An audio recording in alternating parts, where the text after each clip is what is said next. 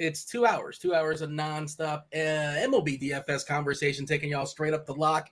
I'm Dean 78904, joined today, 3-man booth, not messing around because it's not a 15 gamer. I believe it's 12, couple day games going on today. Returning champion, it's Tim, Tasteful Tides.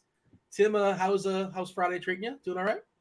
That's doing pretty well, yeah. It's a second night, with you back to back. It's pretty rough. I don't know how you do this 5 days a week. You must be pretty tired. I don't have to do by it with myself. Right. Yeah. You must be pretty tired by Friday, Dean, because I'm pretty exhausted. Just second night of a back to back. Luckily we got Chop, so. If you were a jump shooter, I would not roster you. It's the second night of a back-to-back. You got to fade the jump shooters for sure. Is your analysis going to take a hit? Should we bump it down incrementally, or usage as well? Because you logged too many minutes yesterday. So we my usage is going to be way lower today. Hopefully, I have better picks than I did yesterday. I hate Chris Bassett. God, do I hate that guy? 12 strikeouts. I never get him right. Sometimes I roster him and he gets like -5. I say he's terrible. He gets 12 strikeouts. I can't stand him. Yeah. I took the Phillies. My hard stand was the Phillies over the Astros, which I debated throughout the day, and I chose poorly. Chop probably played his Astros if he had a little homers in him. It's Head Chopper. Chop, how's Friday treating you? Happy Friday. Mic check's all good. We can talk. We can speak. We're here for the next hour and 10 minutes till we yield to crunch time.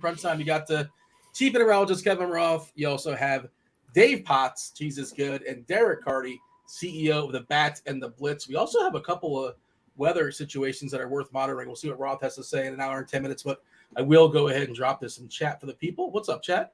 Kindly hit that like button. Do subscribe. Turn on those notifications. Do all those things. All that is much appreciated. Helps us keep the proverbial lights on.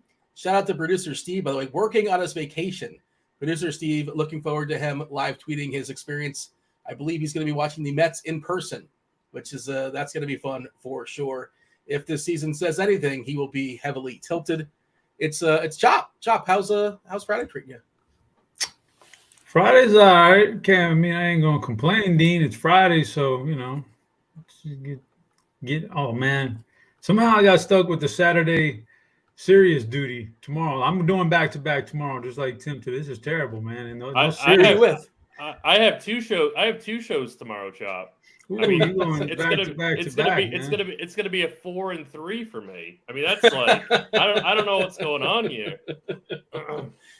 Contact the players union. You think they would not let that go down? Who even allows that to 4 and 3? That's too many. Right. It's too much. Right.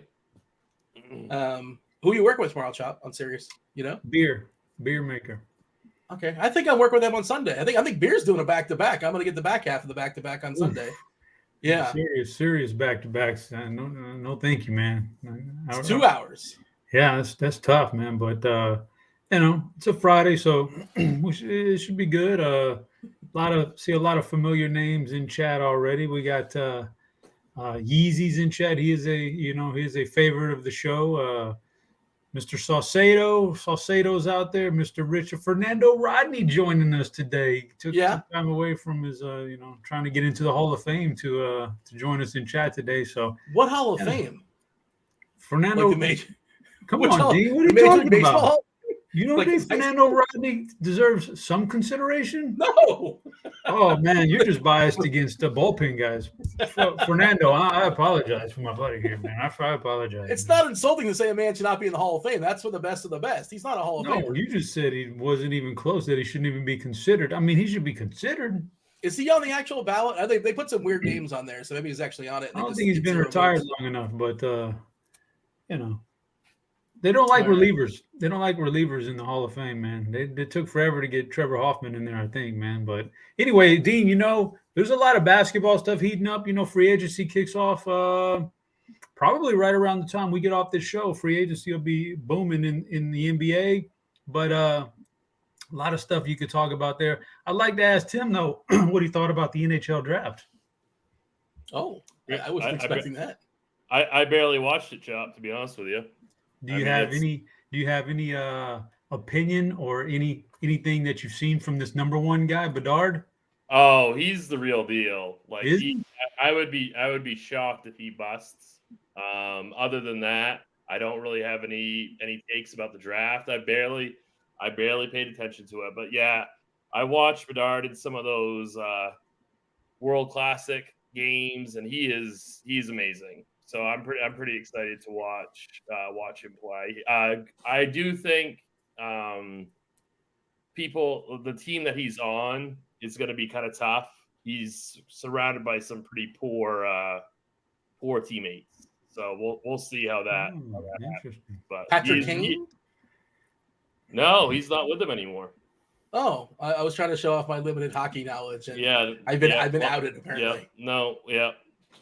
Tough scene for you there, Dean. But yeah, Eddie Belfour, Chris Chelios. No, No? no. All right, I'll stop. Those guys are like 50 now, aren't they? I'm just thinking of the old Sega NHL 93, or was it 97? Chelios just sold, I think, his house in Malibu for about $25 million. I read. Oh, good for him. He's well, I guess that's all right. Congratulations to him. Oh, was he playing out there in LA? He never played in LA, did he? I don't think so. I don't think so, but I think he had a house out there. Apparently, I just read about it. There you go. By the way, you were running down the names in chat, Chop, and you neglected Hall of Fame Chatter. He only makes an appearance whenever there's a Venn diagram. Whenever Tim's here, Tim's boy, Broccoli Boy. Shout out Broccoli Boy in chat. Wow, we haven't seen Broccoli Boy in a long time. And he's your boy, like for real. Isn't he like your real life boy? Yeah. Yep. You guys have drunk a couple Moxies together in real life? Maybe it's possible. It's possible. All right, fair enough. Let's dig in. It's a big slate, 13 gamer. We have a core slate with two of the worst teams in all of baseball. Yeah, Detroit, the Tigers are horrendous in cores, but the cores bump. We're still looking at a big total there, 11.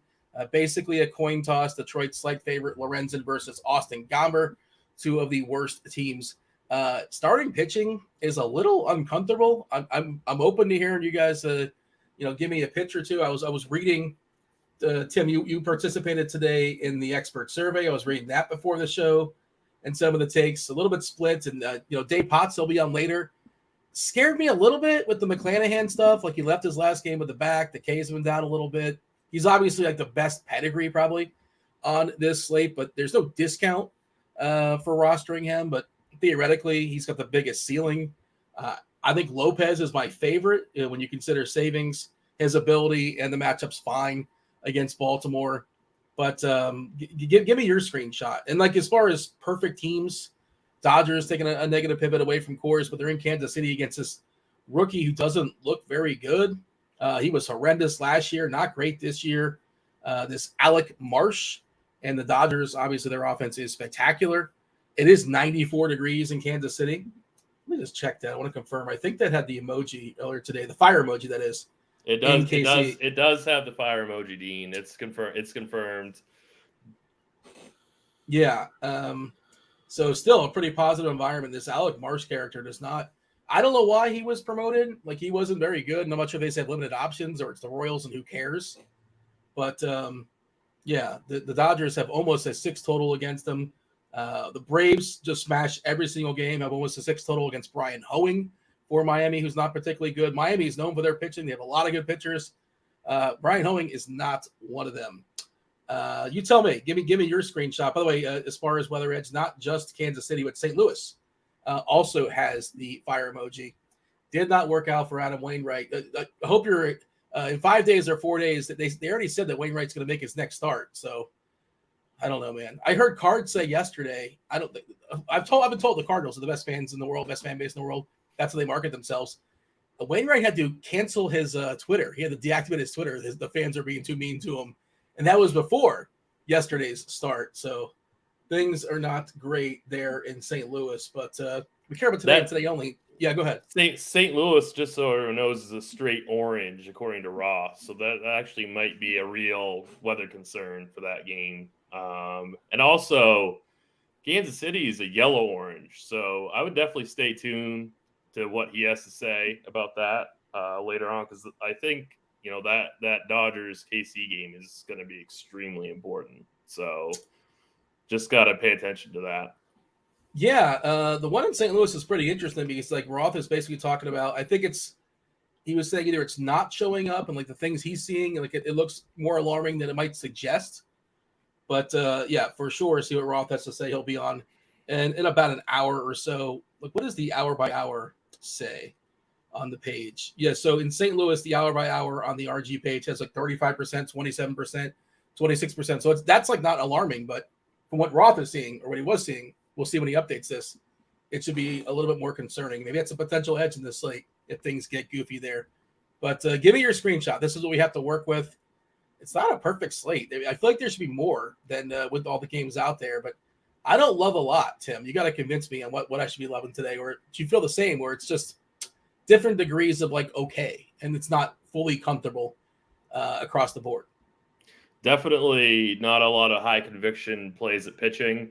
The one thing that I will note is that I'm not really that concerned about McClanahan's back. Like Tampa Bay is notoriously very, very easy on their pitchers, and like they're not gonna. I just don't think they're gonna send him out there if there's any kind of issue with this back tightness. Like I'm not really buying that as a concern.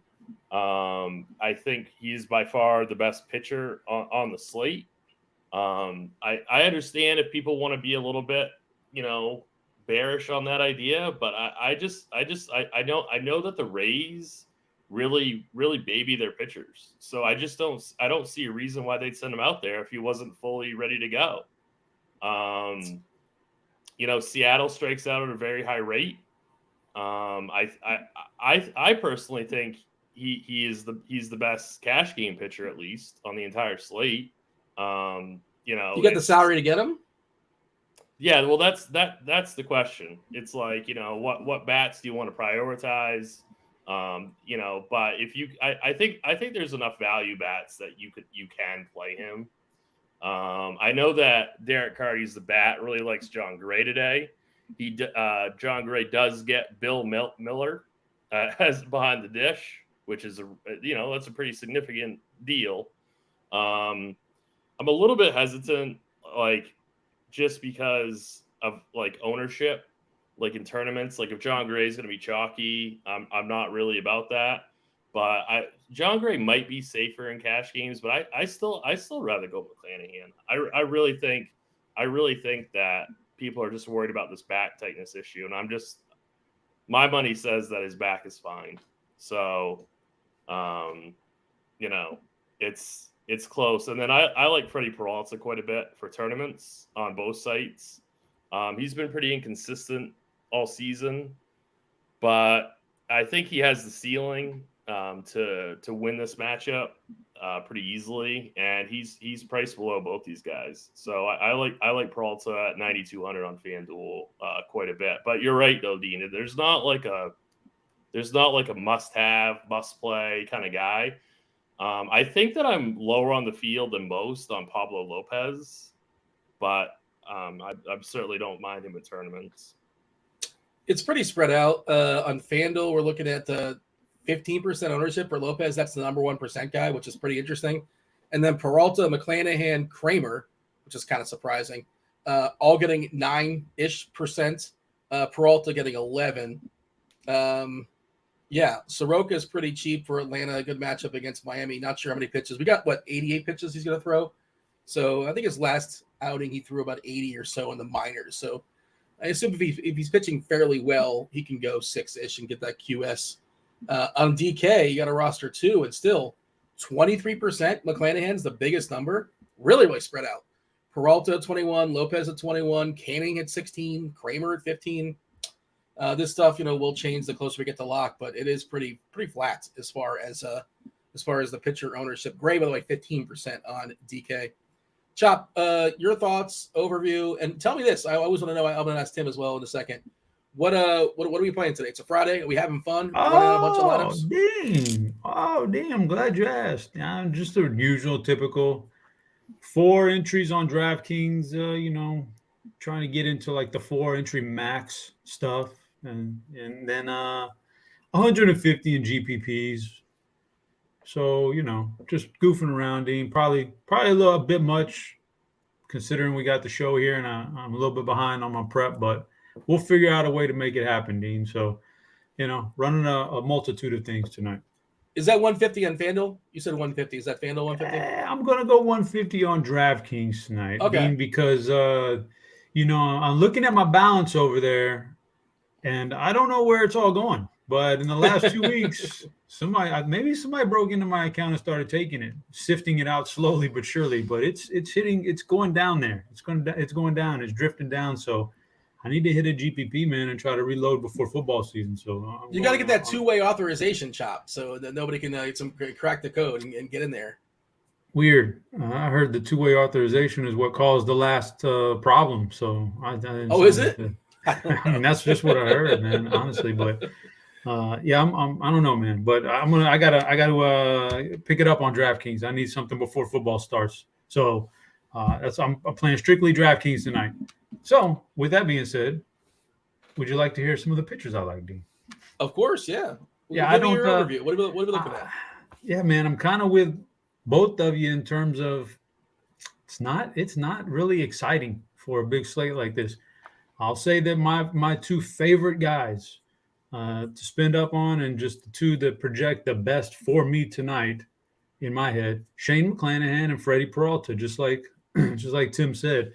McClanahan, yeah, I can't worry about a back injury. He's going out there and playing, so he's the best. He's the most talented arm on the slate. He's got great matchup when you look at the Seattle lineup and how much they strike out.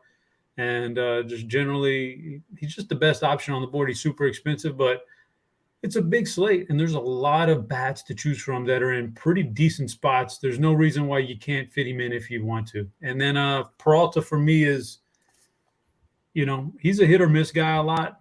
And Tim said GPP. I think I'm going to run him in my 4 entry max stuff. Maybe 50% on those two of those four lineups. I just like the matchup tonight. I'm assuming that the air quality is okay in Pittsburgh after what they've been going through these last couple of days. I sure would hate to get canceled on that one, man. That would be terrible. But as far as I know, everything's fine. He's a hit or miss guy, but I'll tell you what, this Pittsburgh lineup, it stinks, man. It's not good. If you look at all the teams on the slate, this lineup, it's average, batting average. I know you don't like batting average. This is at like a 241 batting average, these guys, cumulative. And they have a slate low at current time. I don't know the rosters that haven't been put out yet, but of the lineups that have been put out, they have a slate low 40 combined homers. Not much power, not much batting average. They stink. Brian Reynolds is their best hitter. He's on the shelf, and it just sets up well for him. If he can't take advantage of this, then he is what he is, man. He's really up and down. But a lot of contact is the one drawback. If you look at the plate IQ, it's a ton of green. But like you said, there's not a lot of power there necessarily. I assume they're going to play too. It's a good point to mention. And the beats were even speculating yesterday that the game's not going to play. That they were talking about it. McCutcheon had a quote that basically said hey, the players all are going to get together and not play. We're not going to play. Something to that effect. And they did end up playing in a delay. But yeah, I'd assume this is something we'd know about relatively early. It's a Friday night. They wouldn't bring them all together and let us know at the last minute not going to happen. But also, it's a little bit deceiving for what it's worth. Some of the guys there have no sample size or a sample size of 9 at bats.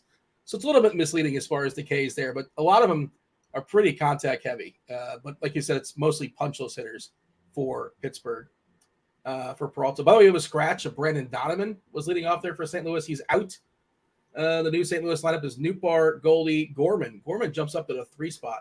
I think he was lower. Arenado, Contreras, Walker, DeYoung, Carlson, and Edman. We got a couple more lineups as well. The A's, Ruiz is leading off again. Ruiz, Diaz, Perez, Rooker, Blade, Diaz, Langoliers, Peterson, and Kemp. Do have a Rockies lineup. Chris Bryant is back. We haven't seen him for a while, right? I feel like we haven't. Profar, Bryant, McMahon, Diaz, Crone, Jones, Tovar, Castro, and Doyle. I think that's about the best the Rockies lineup has looked in a while. It's saying something, but I think it is. Right, Tim? Is that the best we've seen of the Rockies, and considering the pieces they have to work with? Profar, Bryant, McMahon, Diaz, Crone, Jones. Yeah, that is a better looking lineup for sure. Yeah, it's it's what are they beating out? But sure, something's got to be the best, I suppose, by default. Tim, we're playing cash games tonight. Yep. Cash in tournaments like single entry, three entry max. Yep. Are you locked in on your cash game pitchers? You mentioned McClanahan. Is he? I assume it sounds like from hearing you talk, you're going to find the salary for him.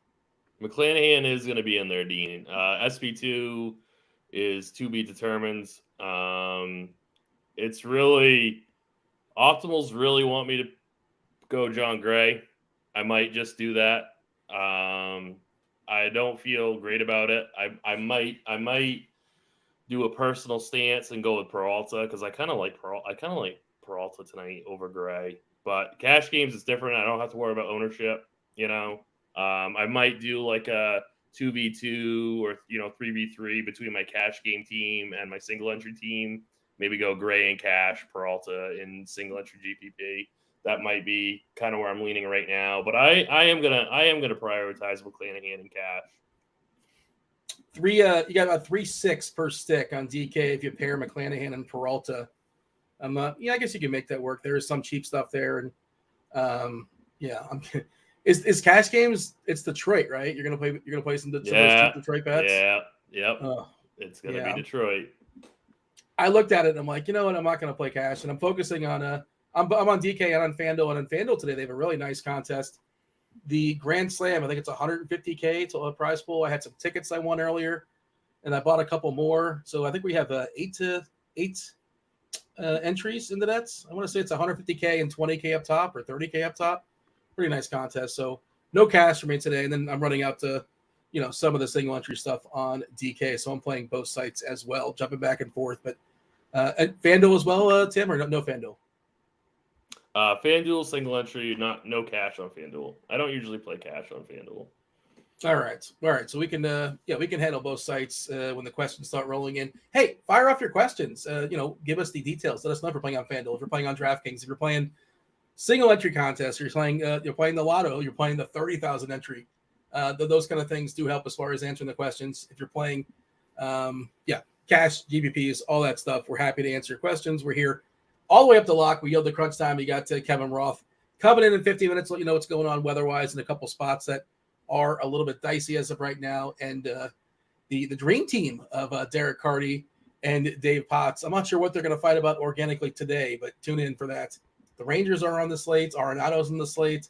I'm sure something will come up. It'll be a lot of fun. Make sure you stick around for that. Cheap pitchers is in the mid-tier, Tim. Again, it's all just sort of like different degrees of I mentioned Dean Kramer. I saw a couple people asking about Kramer in chats. Minnesota's kind of bad, so I guess that's your endorsement. Kramer is like just a sort of a standard run-of-the-mill average pitcher, I guess. Is he somebody on your radar? I'd like to hear what Chops would have to say about this. Make 150 teams. Who's your cheapest pitcher? Who's your cheapest pitcher going to be? Like Mike Soroka at 7,100. Like I can't imagine playing Carlos Carrasco or Medina. Like I just don't. I don't know who I would go low for tonight. I wonder. 7,100 might be the lowest I'd go. I think you might have a pinch of Marsh. Just not to speak for him. I'll answer in a second. But I think you might have, just because he's 4K and he throws baseballs, and you never know. Right. But probably not. Yep. I mean, it's like it's real bad. It's real bad at the low end. Very bad. Chop? Yeah, it's bad. No, I wouldn't. I'm not going to touch Alec Marsh at 4K. I don't.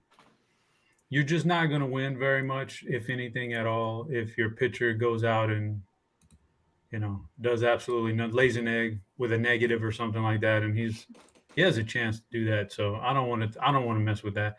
And yeah, you shift up these salaries. I'm going on. Soroka really doesn't interest me either. I know you kind of want to have a cheaper guy and change things up, but Soroka, I have questions, Dean, about him coming back from the injuries and everything we've seen from him. And not to mention, Miami lineup is not that bad these days. They've got a really nice three-headed monster there with Jazzy Boy back. Soler's pretty good, and I Is forget who Arise the third head? Yeah, Arise. I mean, he's like not this, anybody who's going to go out there and get on base like 5 times out of 10 is a threat to the pitcher. So, yeah, I think I'm going to avoid that one. I'm avoiding Severino because I think this is Brendan Donovan got scratched. I was going to say that this was about as good of a lineup as St. Louis could put out right now. But then Donovan got scratched, so that hurts him a little bit. But still, that's a tougher offense. And Severino, there's something I think he might need to show me a little bit more before I can roster him. So then we go to Bido, right? I don't mind that one. Milwaukee's not a great offense. I could go that cheap. But for 300 more, I will definitely have some Dean Creamer for sure. I think Creamer is probably the best bet in that neighborhood. What do we got here? We Good got game, right?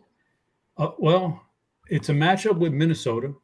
Just a terrible offense right now. This offense they put out here tonight, not good.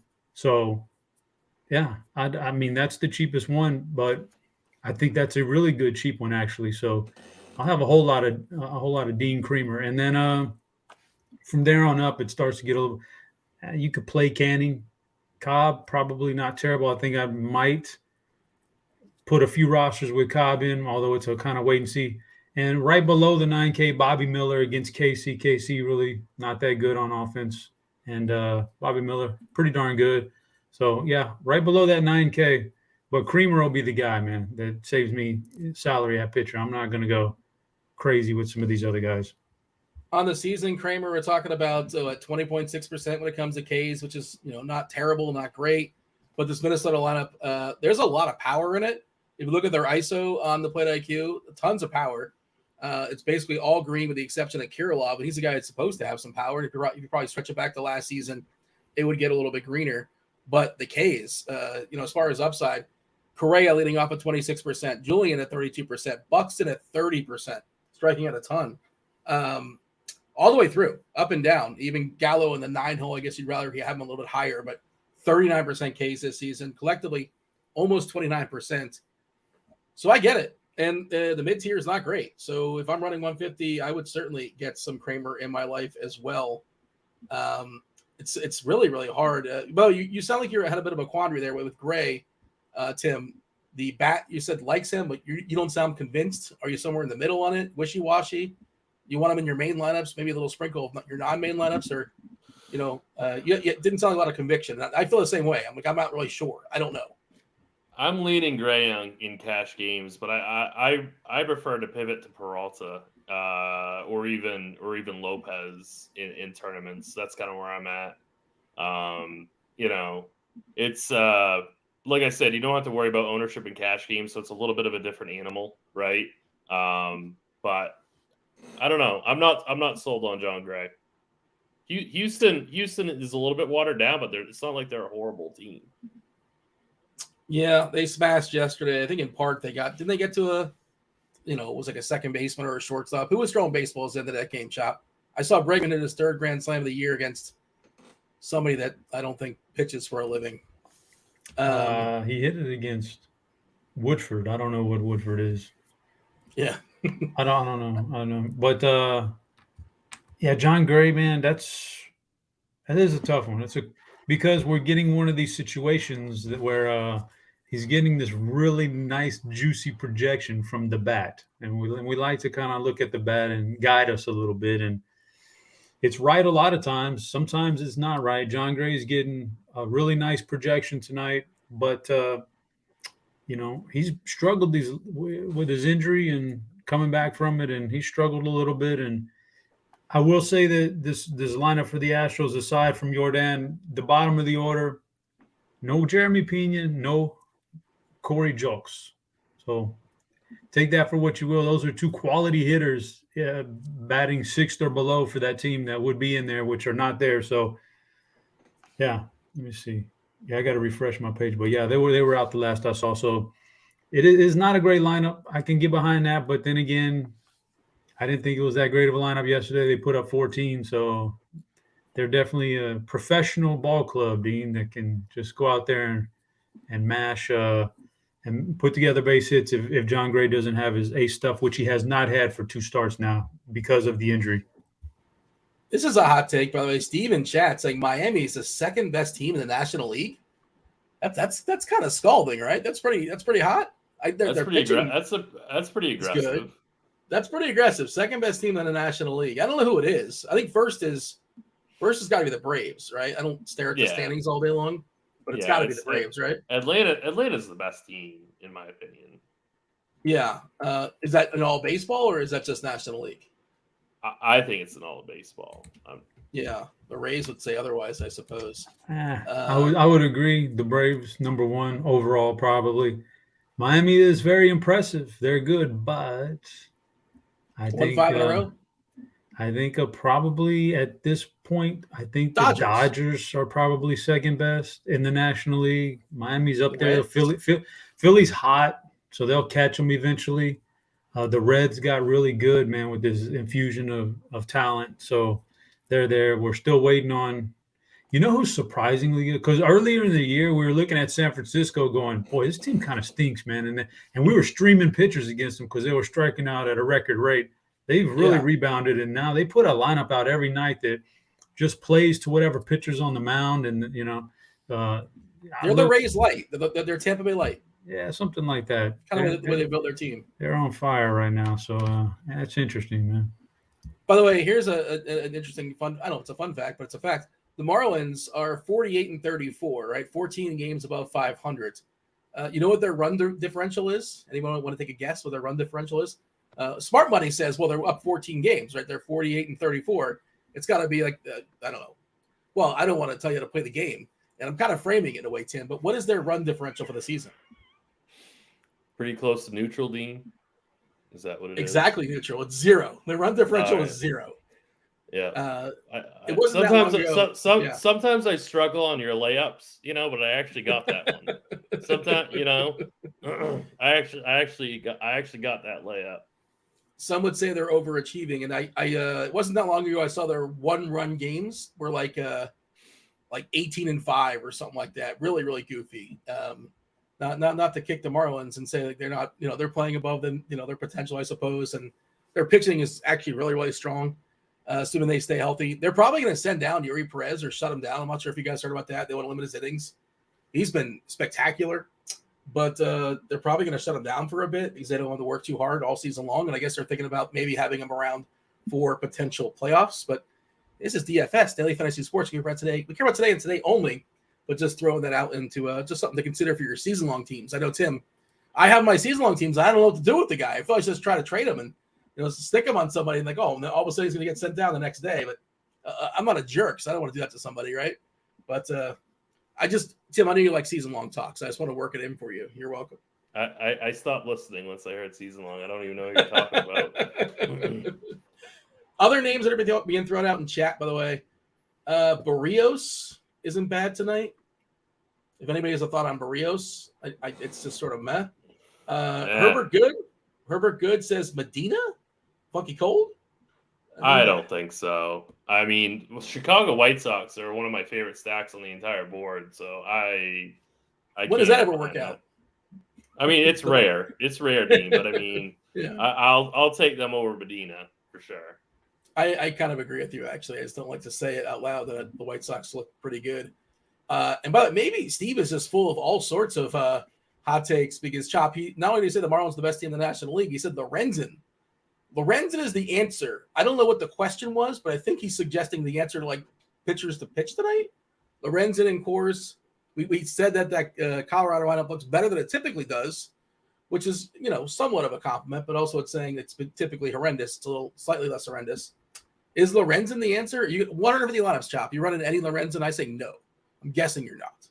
Maybe you are. Lorenzen, the hefty lefty. No. You're thinking of Jared Lorenzen. Oh, my bad. Who was so much fun to watch. I loved watching him in college. Yeah. I'll pass on a middling starter in Coors Field. I don't. Even if it was a bad Colorado lineup, it's still a tough assignment. And it's actually, like we've been saying, it's not a terrible Colorado lineup. So I'll pass on that one. I just think, if you like twisting the arm, who can you go with down there? What about like if you're twisting my arm and you got to save money? Yeah. And I'm not playing this guy, but I don't hate Tanner Banks. Like I was thinking about in that that also. area. I'm not. Yeah. But that's the. But you guys, I don't want to mess with Coors Field and an average pitcher or even a cheap Alec Marsh who really hasn't. He's a 94 mile per hour fastball guy. He doesn't seem like anything jumps off the page. And then you got to face the Dodgers. I'll pass on that. That's the one guy. Tanner Banks, maybe. I actually kind of like Tanner Banks, but I mean, it's he's projected for 63 pitches. Like if he was just like a little bit longer leash, I would say he would be my favorite value pitcher on the whole slate. My favorite pitcher under 7K would be Tanner Banks, but it's just the leash. So, but he can still get you double digits in 60 pitches against this team. I mean, it is possible. So, I mean, he's certainly not anybody I would play in like a St. Louis or 3 max, but I would consider him in a 150 setting. Let's see. FanDuel Cash. Put your cash game brain on, Tim. Jerry wants to know, FanDuel Cash, pick one of these 3, Kramer, Gray, or Peralta. If you're picking one of those 3, who is it? Definitely not Kramer.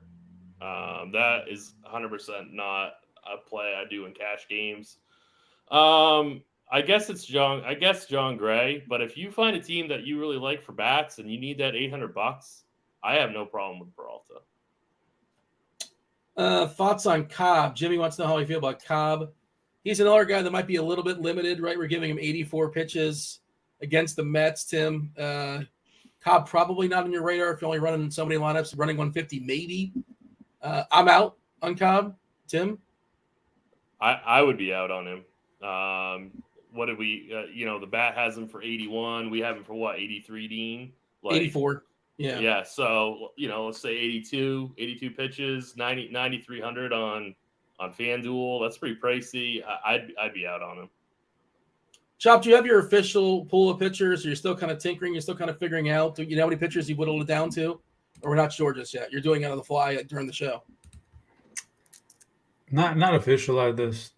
There's 4 names right now that I like that I've mentioned already, and right now I'm sure that won't be it for the 150. For the 4 entry max, it's probably going to be a pretty tight pool. But Alex Cobb, you just said he's a little too pricey for me on DraftKings, but those Mets, the Mets, they are sitting Marte and Alvarez today, so you do get a little bit of reprieve right there if he can mow through the lineup a little bit easier now. Maybe he has a shot, but it's a little too pricey for me on DraftKings.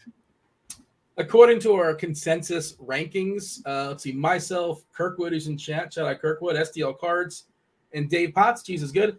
We have Lopez number 1. That's Pablo Lopez number 1. McClanahan number 2. Peralta 3. Gray 4.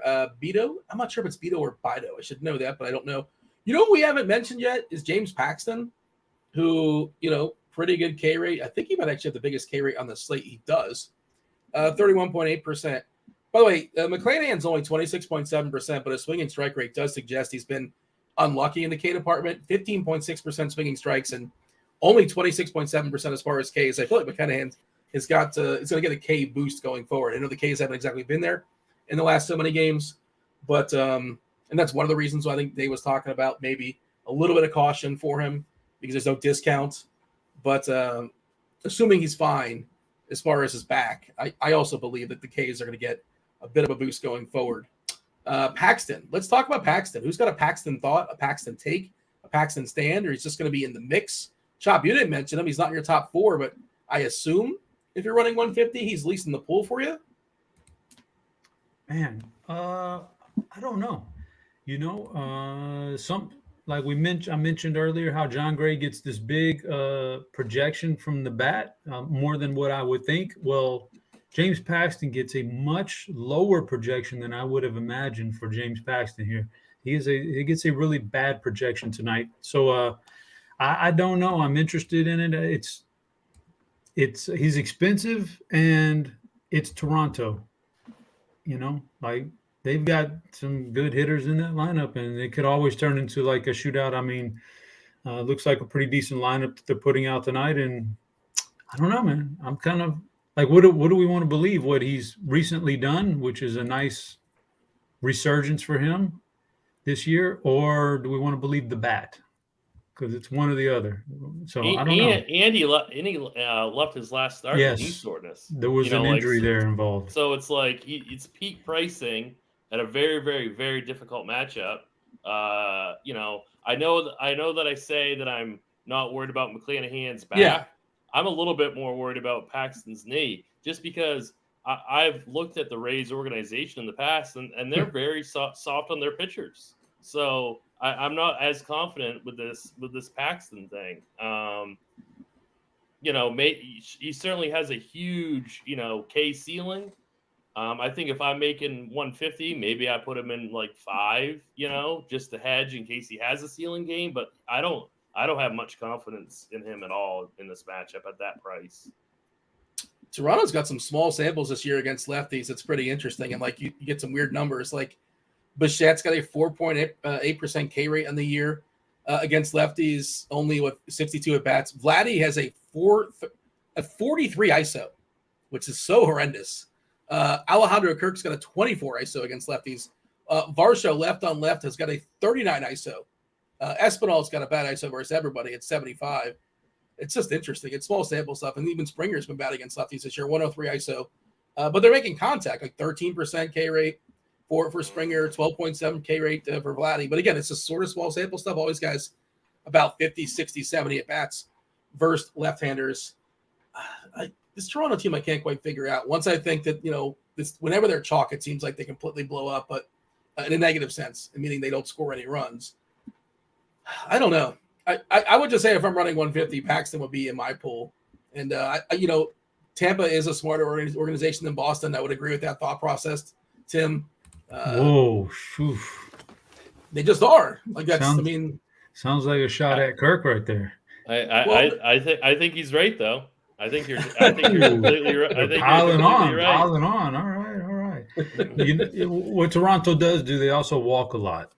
They got some good patient hitters, and that could get Paxton into trouble. But I can't believe Tim's agreeing with Dean after the pregame shenanigans, man. When Dean, I don't ever really want to agree with Dean on anything, but I am going to on this one. After pregame, when he said straight up that you were a big fan of gerbils or something. I don't remember how the conversation went. You were a big gerbil guy. Something about Richard Gere and you and Richard Gere.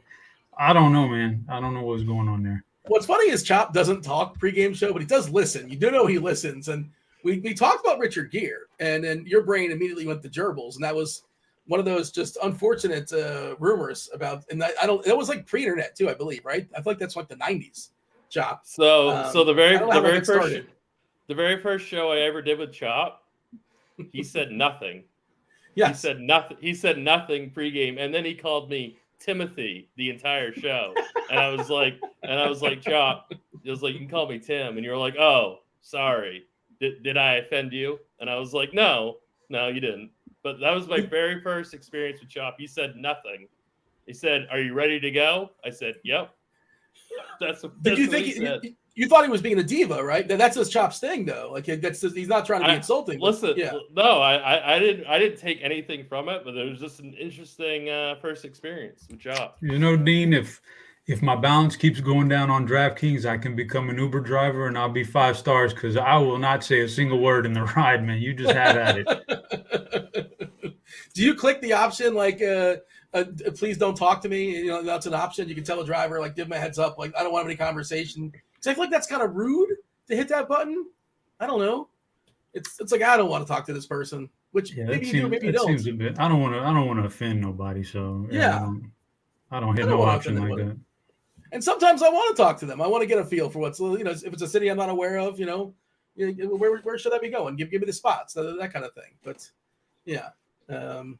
But Tim, when you finished the show with Chop, did you make sure to thank Chop at the end? I'm sure I did. That's my thing. I'm sure I did. I do enjoy when you do that. Well, like Kirkwood, you mentioned Kirkwood's name. He said hanging out in chat.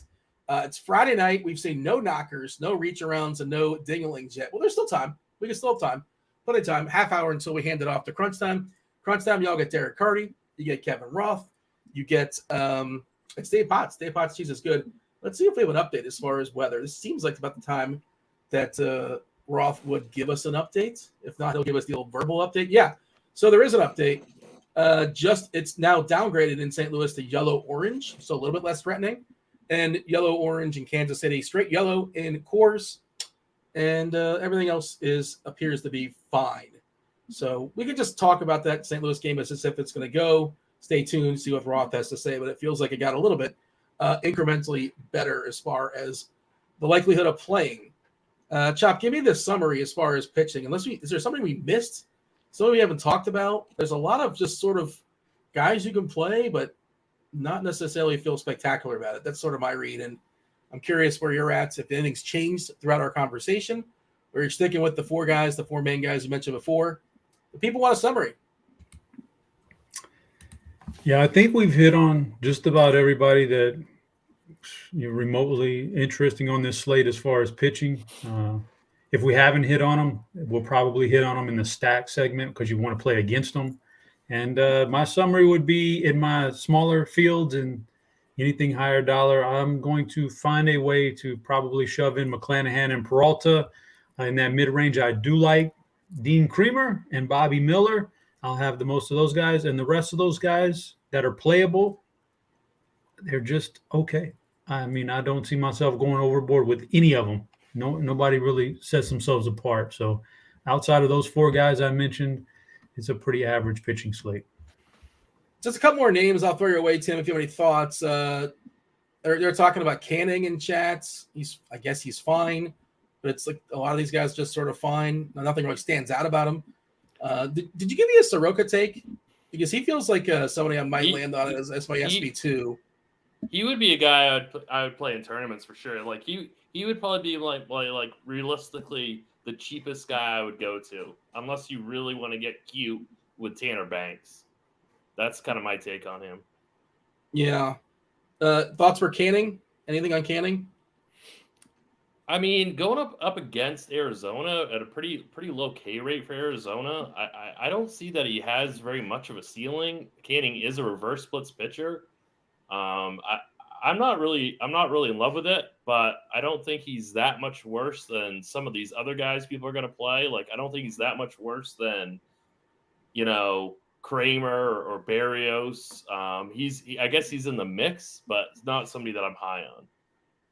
One more, since they're asking in chat, Severino, who's just had kind of a weird all-around season. Keep in mind there's rain there. Keep in mind I don't know if it got a little better though. The update it did. Is okay. Yeah.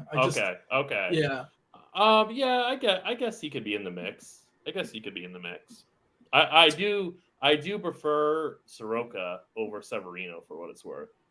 Yeah. I mean, I think that's going to be an ownership thing to some degree as well. Severino this year, I believe he's given up too many homers. Yeah, two. I mean, it's not a big sample, but over it's 2 per 9 in his 36 innings. A fair bit of fly balls, and assuming that game does go, let's see if we have a change in weather edge. Last we saw, we're getting the fire emoji, almost 90 degrees in St. Louis as well.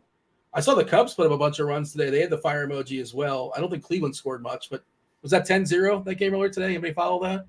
I know there's several homers on the Chicago side. Did not play Showdown or DFS when it comes to that game. Fire emoji in Cincinnati, by the way, not in the main slate. Kind of a bummer. There's some fun games. That San Diego versus Cincinnati is not in the main slate today. I think there's another one too. A couple games are missing out on. Yeah, Philadelphia. No Philadelphia as well against Josiah Gray. It just feels like another homer for Schwarber versus Gray. Do you want to give your summary, Tim, as far as pitchers? So for cash games, I'm prioritizing Shane McClanahan. And then I think it's your option between John Gray or Freddie Peralta. The bat loves John Gray today. I know Carty's going to recommend him pretty strongly. I have absolutely nothing, bad to say about that. I think for single entry GPPs, I'm going to pivot to Peralta as my preferred choice in single entries. And that's about it. There's not really anybody else that I feel super confident with in like a 3-max setting other than maybe Pablo Lopez. All right, start loading in for questions. We're going to talk about some stacks in a second. We'll give you our consensus stacks according to our rankings. Myself, Kirkwood, STL, and Dave Potts. I know what Tim, you wrote today on the survey. We'll talk about the stack you wanted to highlight as well. But before we dive into all that, do want to mention Stat Hero. Stat Hero is a unique fantasy sports platform that you already know and love. It allows users to compete against the house instead of other players. You're not competing against myself, anybody hanging out in chat, or Chop, or Tim. You're competing against the house. The Searing 20 contest for MLB Pick'em, that is still going on. Free-to-play contest, and you win to start your streak. You keep your streak alive by playing each day. Build your streak. Win prizes with consecutive wins, including swag, RG Premium, and a cash prize. $20,000 first prize up top for the Searing 20. Promo code here is GRINDERS, GRINDERS. You get yourself a 50% deposit bonus up to $250. Jump into the action today. Again, at Stat Hero. That promo code, one more time, is GRINDERS, GRINDERS. Chop, consensus value rankings. We have up top, number 1 is the Braves. The Braves, number 2, the Dodgers. Not surprising, 2 of the best offenses in all of baseball. Atlanta at home in the Heat against the Marlins. The Dodgers in the Heat, not a great ballpark, but they're in the Heat there against Kansas City. And they're underwhelming looking rookie here for KC. Detroit, I don't know if Detroit's been third consensus-wise all season long, but they are in Coors. They're number 3. The Yankees, number 4. The Angels, the Rockies, St. Louis, Texas, and a little bit of love for Tim's White Sox. Kirkwood has them 5th. Chop, how do we feel about those rankings? You like that? Anything we're going to kick off? Anything we're going to put on? Anything too high? Anything too low? It's Atlanta, LA, that's the Dodgers. Detroit, Yankees, Angels, Colorado, St. Louis, Texas, White Sox. That's a lot of teams. Yeah, that's a lot, Dean. I mean, the top 5 that you mentioned, my top 5 would be pretty similar, just in a different order. I think I'm going to have Detroit number 1. I know it's not a great offense, but they're in Coors against a left-hander. I can take a shot on that. I like that one. Then I would go LA, the Dodgers. I think the matchup, it'd be LA, Atlanta, 2-3, whichever order you want to put them in. Actually, I favor the Dodgers because of if there's one of those pitchers, Marsh or Hoeing, who can actually maybe get through 5 innings and kind of suppress some runs, it would be Hoeing. I think Marsh is in over his head tonight. So I go Dodgers, Atlanta. Then I'm going Colorado. I like the Colorado. I talked about them more. I think it's a fine matchup. I think the lineup is pretty decent here tonight. And then I got to go. Then it's kind of tough for the 5th spot for me. I'm going Texas, though. It's just the power of the lineup is just, these guys are really good, man. And so I'm going to go Texas 5. I think Blanco he's not bad. If he can throw some strikes, he's pretty darn good. But he has problems throwing strikes. He has issues with that. And he's kind of a 2-pitch pitcher. And they're gonna eventually key in on that. If his slider's not getting there, then he's in trouble. So I'll go Texas. But right after I think San Francisco's really close to him. I think the Angels are pretty close to him. And I heard Yankees. I heard you mention Yankees. I'm not huge on the Yankees tonight. So that's the one that I probably bumped down the list more than anything. And that's kind of where I'm at right now, Dean. Tim, your thoughts? I'd go Dodgers. Then I'd go Angels. Then I like the Tigers, the White Sox. You need a lot of bats in like the high 3, mid 3s today because like there's just no like punt pitching. So like lineup construction, it's going to be really hard to like fit in a ton of like the high end bats. So like I'm looking at like one-offs of like Max Muncy or Shohei Ohtani, but then I need to do stacks of cheaper guys. And I absolutely love like the White Sox. They have a 4.95 total. That against Medina, who's one of the worst pitchers, going to go up against one of the worst bullpens in all of baseball. I'm very, very high on the White Sox today. I'm very high on the Tigers today, but I'm worried that they're going to be chalky in Coors. So I'm a little bit hesitant to play like a chalky Tigers stack. But I think that the White Sox are going to be much lower owned. I love guys, even guys like Benintendi. I know it's gross, but like 3K, I mean, leading off on the road, I think it's okay. Guys like, Andrew Vaughn at 3,200. even guys like Gavin Sheets at 2,400. Like you need to take shots on these guys that are very priced very low, because you don't have value at pitching. You're saying everybody but Tim Anderson, by the way, I noticed. Is he not in your main stack? Because he's still yet to homer this year. And last we checked, his fly ball percent this year was, I think, 15, which is the lowest in all of baseball. Benintendi has homered, so good for him. And he's 3,900 though. Like he's not like dirt cheap. So, but yeah, I mean, Tim Anderson, he's been awful this year. Dean, Dean, I need to chime in real quick and go for it. I want to back up something Tim just said. It's really crucial when you're looking at stacks and you're just looking at team totals and matchups and all that. But he hit on a great point in how do you possibly stack the Atlanta Braves today when their 1 through 9 average is $5,200 on DraftKings per player? How it's tough to stack the Dodgers when the top 5 average $5,700 per player. Like the salaries matter a lot, and so maybe that gets we're looking at team totals and stuff, but maybe that gets those. That's for sure going to make those under-owned, but for a reason. So yeah, I think taking these Detroits and the White Sox and Colorado, these cheaper stacks, that's the way I think the way to go tonight. I'm just kind of clicking through, and yeah, you're right. Like, remember Ozuna and Rosario used to be like 2.4, 2.5, 2.7, maybe 2.8. Yeah, I didn't make those numbers up, Dean. I did the calculations. I wasn't making those numbers up. Is that something you did off the dome, or is that something you busted out the calculator? Well, when he mentioned it hit in my head when he mentioned it. So while he was finished talking, I went ahead and ran the numbers real quick, Dean. I got my algorithm. You know that, right? Yeah. Well, I know you have several algorithms. Some of them are proprietary. Speaking of those, are we going to get the Triple G play of the day? Is that something you're going to give out to the people? We have to get a certain number of likes for that? Oh, we got some. How many likes we got? Let me give out a BVP play because I don't need likes for the BVP play. That's not Triple G?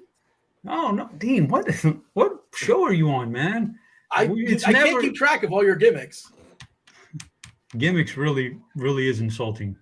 I called it. I called it the GGG, and Devin got so mad. I saw his face on the camera, and he was legitimately furious with me. I was like, "Sorry, man. I'm sorry." Yeah. So yeah, Dean, and the gimmick, Dean. Yeah. This is not a shtick. I'm trying to give the people some help here. Not much. These suggestions. But BVP. There's not a whole lot out there today. Let's go Alex Verdugo. I'm not stacking Boston, although, to be honest with you, Barrios is the kind of guy who can blow up.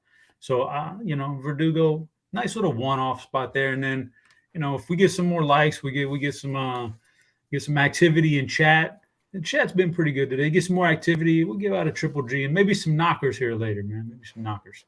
And the difference between Triple Gs and knockers again are? The knockers are home runs. Triple G is just an all-around good performance. Could be stolen bases tonight. Could be extra base hits. There's just all kinds of. He could walk, steal a couple bases. Could it be a cycle? Oh, baby, cycles are money. Like if you get the bonus points for a cycle, yes. There are no bonus points for a cycle. I don't think so. They did away with that. No wonder I'm losing money on DraftKings. I'm chasing the damn cycle every night. Who are you stacking every single night to get a cycle? Like guys that are triple heavy? Crazy, man. All right. So, yeah, get some more likes. I'll give out a Triple G here. And one more for you since I got you. Reach around stack, is that something we're considering? You know what? I said the Dodgers 1 through 5 was $5,700 per player. Yeah, why not the Dodgers if that's what inclines you, even though I think the bottom of that order, they took out some of the guys that I think are pretty decent hitters, but the Dodgers, Texas, you know what? Texas is oddly just their bottom of the order hitters, 7, 8, 9, could almost be like all-star reserves sometimes. I don't Janikowski not so much tonight, but Duran 7, Tavares at 9. Usually that 8 spot is like Garver, who's a really good hitting catcher. So Texas or LA Dodgers seem pretty good for some reach around. But you're the reach around guy, Dean. If you got anything, if you'd like to give one out. I think the go-to has been Atlanta just because of Michael Harris is the best 9-hitter in baseball, and if you're going to run out a reach around stack, why would you not do it against a person named Hoeing? Like that just sort of makes sense to me. So I know they're kind of expensive. You talked about the Braves, but Tim, I see Chop breaking down. Tim, feel free to jump in here. You're short on gimmicks. Chop's got a ball today. His gimmick usage is well past yours. But I don't know what I don't have any gimmicks. I really struggle on the gimmick front. I apologize to because the gimmicks are fun and yes, exactly. Yep. I really struggle in the gimmick department. Yeah. You have homers though. You can give homers to the people. Is that something you can do? Gleyber Torres. And I will mention one thing real quick about the Yankees. They're pretty cheap on FanDuel. And they do have some affordable prices on DraftKings as well. So they could end up being like a contrarian, cheaper stack to get you off of, the more popular Tigers as well. I thought Volpe was giving the 9 spot. He's in the 8 spot. Higashioka is in the 9 hole today for New York. We are still waiting for Tampa, the White Sox, the Angels, the Diamondbacks, and I believe that's it. I think we have all the other lineups, if I'm not mistaken. Let's see if we got any new ones. I just kind of missed them. 10 minutes until crunch time comes in. Start loading up your questions in chat. Happy to answer as many as possible. Do give us all the details to help us answer those questions. Yeah, last one we got was the Mariners, Crawford, J-Rod, France, Hernandez, Suarez, Murphy, Raleigh. So both catchers are in there. Kelnick in the 8 spot. Kelnick taking a pretty big dip there. And then Caballero in the 9 hole. Are they facing a lefty? Is that what's going on? Is that the reason why? Yeah, okay. That makes sense. Shane McClanahan. Okay. All right. Let's see. Chop, is there a certain player or a certain team that you're making sure going out of your way, hitting wise, you're going to be well above the field, and that's that. Whatever the field happens to be, you're going to be above it, and you're 150. Well, it's going to be Detroit. It's going to be Detroit. Is going to be my more heavily owned stack tonight. I don't know what the chalk rate is on that, but I'm okay with it. I like some of their hitters, and I'll play that. So I'm going Detroit, but over the field. Let me see. I'm gonna pull up my list again. I think I'm going to be over the field because I think you'll have plenty of ownership on some of those top teams. I think I'll be over the field on San Francisco because Carrasco probably just living on his name reputation right now. He really, really stinks this year. I think I'll be over the field on, Tim called it earlier, the White Sox against Medina. I'm okay with that one. Just as far as purely over the field, not saying I'm going to smash St. Louis in there, but I'll be over the field on St. Louis stacks just because Severino is, I just think he kind of hasn't really got his groove yet, hasn't got back to being a dominant pitcher, and he's getting by. Luckily, his expected ERA this year is over 6.5. And we're in St. Louis, Dean. What's the weather out there? Do we have a fire emoji out there? I'm very curious. Last we saw, we should get a refresh. But last we saw, there is the fire emoji. We also saw the risk of rain dip a little bit. Roth will be on 10 minutes or so, but yellow-orange. It was orange earlier. Let's give a refresh on both. But let's see. Fire emoji in – all right. Is it not? Wait, in Kansas City, and a fire emoji in St. Louis. Okay. 49 game sample. Yeah, go ahead. I like that. Fire emoji. That's what I was waiting on. Yeah, I mean, Severino's he struggles with his control sometimes, and I'm just over the weight on the field. I'm not saying I'm going to smash. Last night, it was a short slate, 5 games, just, for, transparency was I smashed 50% stacks on the Dodgers. I'm going to go over the field, I'm going to go over the field. And that was fine. I mean, you probably needed Bregman and Tucker considering their ownership and what they ended up doing. So I didn't win any money. I broke even, but that was way over. That's smashing way over the field. St. Louis, I'm not smashing. I'll be over the field because they'll be unowned almost for stacks. You got 30 seconds on this, Chop. The Rockets, FEV, are they going to get FEV? Are they going to get Brooke Lopez? They're in a weird spot because you're supposed to be rebuilding and you want to give Şengün as much run as possible and develop him. And I hear Lopez might be 37-year-old. Look, whatever, however old he is.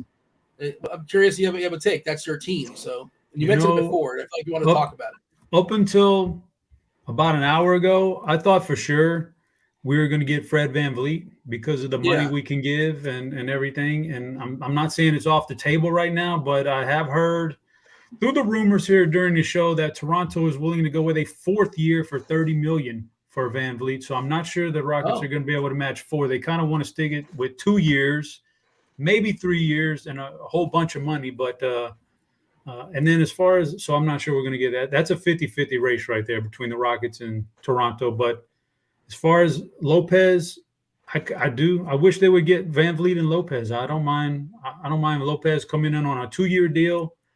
You know, I know it probably takes some minutes away from people in the front, but you need a veteran out there. These guys are all barely out of their teenage years. I don't mind some veterans in there in the front court to show these guys. You know, the guy that just drafted the other night is still 18 years old. He's the youngest in the draft, Cam Whitmore. So you need some veterans in there. You still need to that's what they've been missing, was there's been no leadership, not from the coaches, not from the players. And then you got all these teenagers out there running around. You want to wonder why they make bad choices. Well, I wouldn't mind seeing VanVleet and Lopez get there for the leadership at the very least.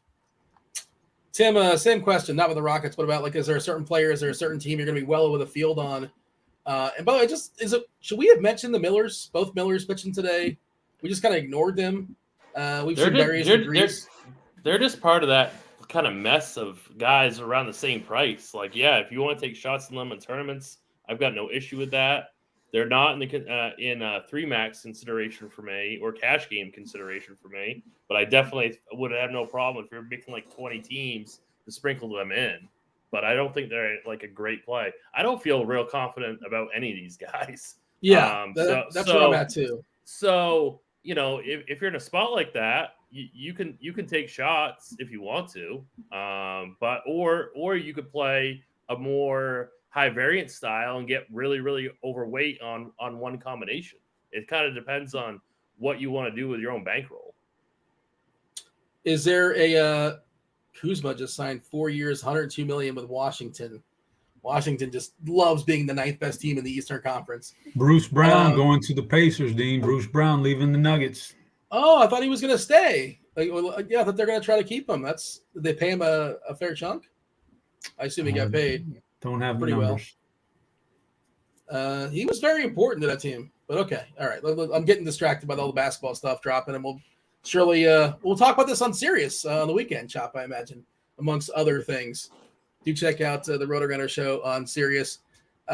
Tim, did you give me official homework call? Was it Torres? Is that it was? Gleiber? Yeah, I'm gonna go Glaber and I'm gonna go Bader. Okay. Yeah, that's what I'm gonna do.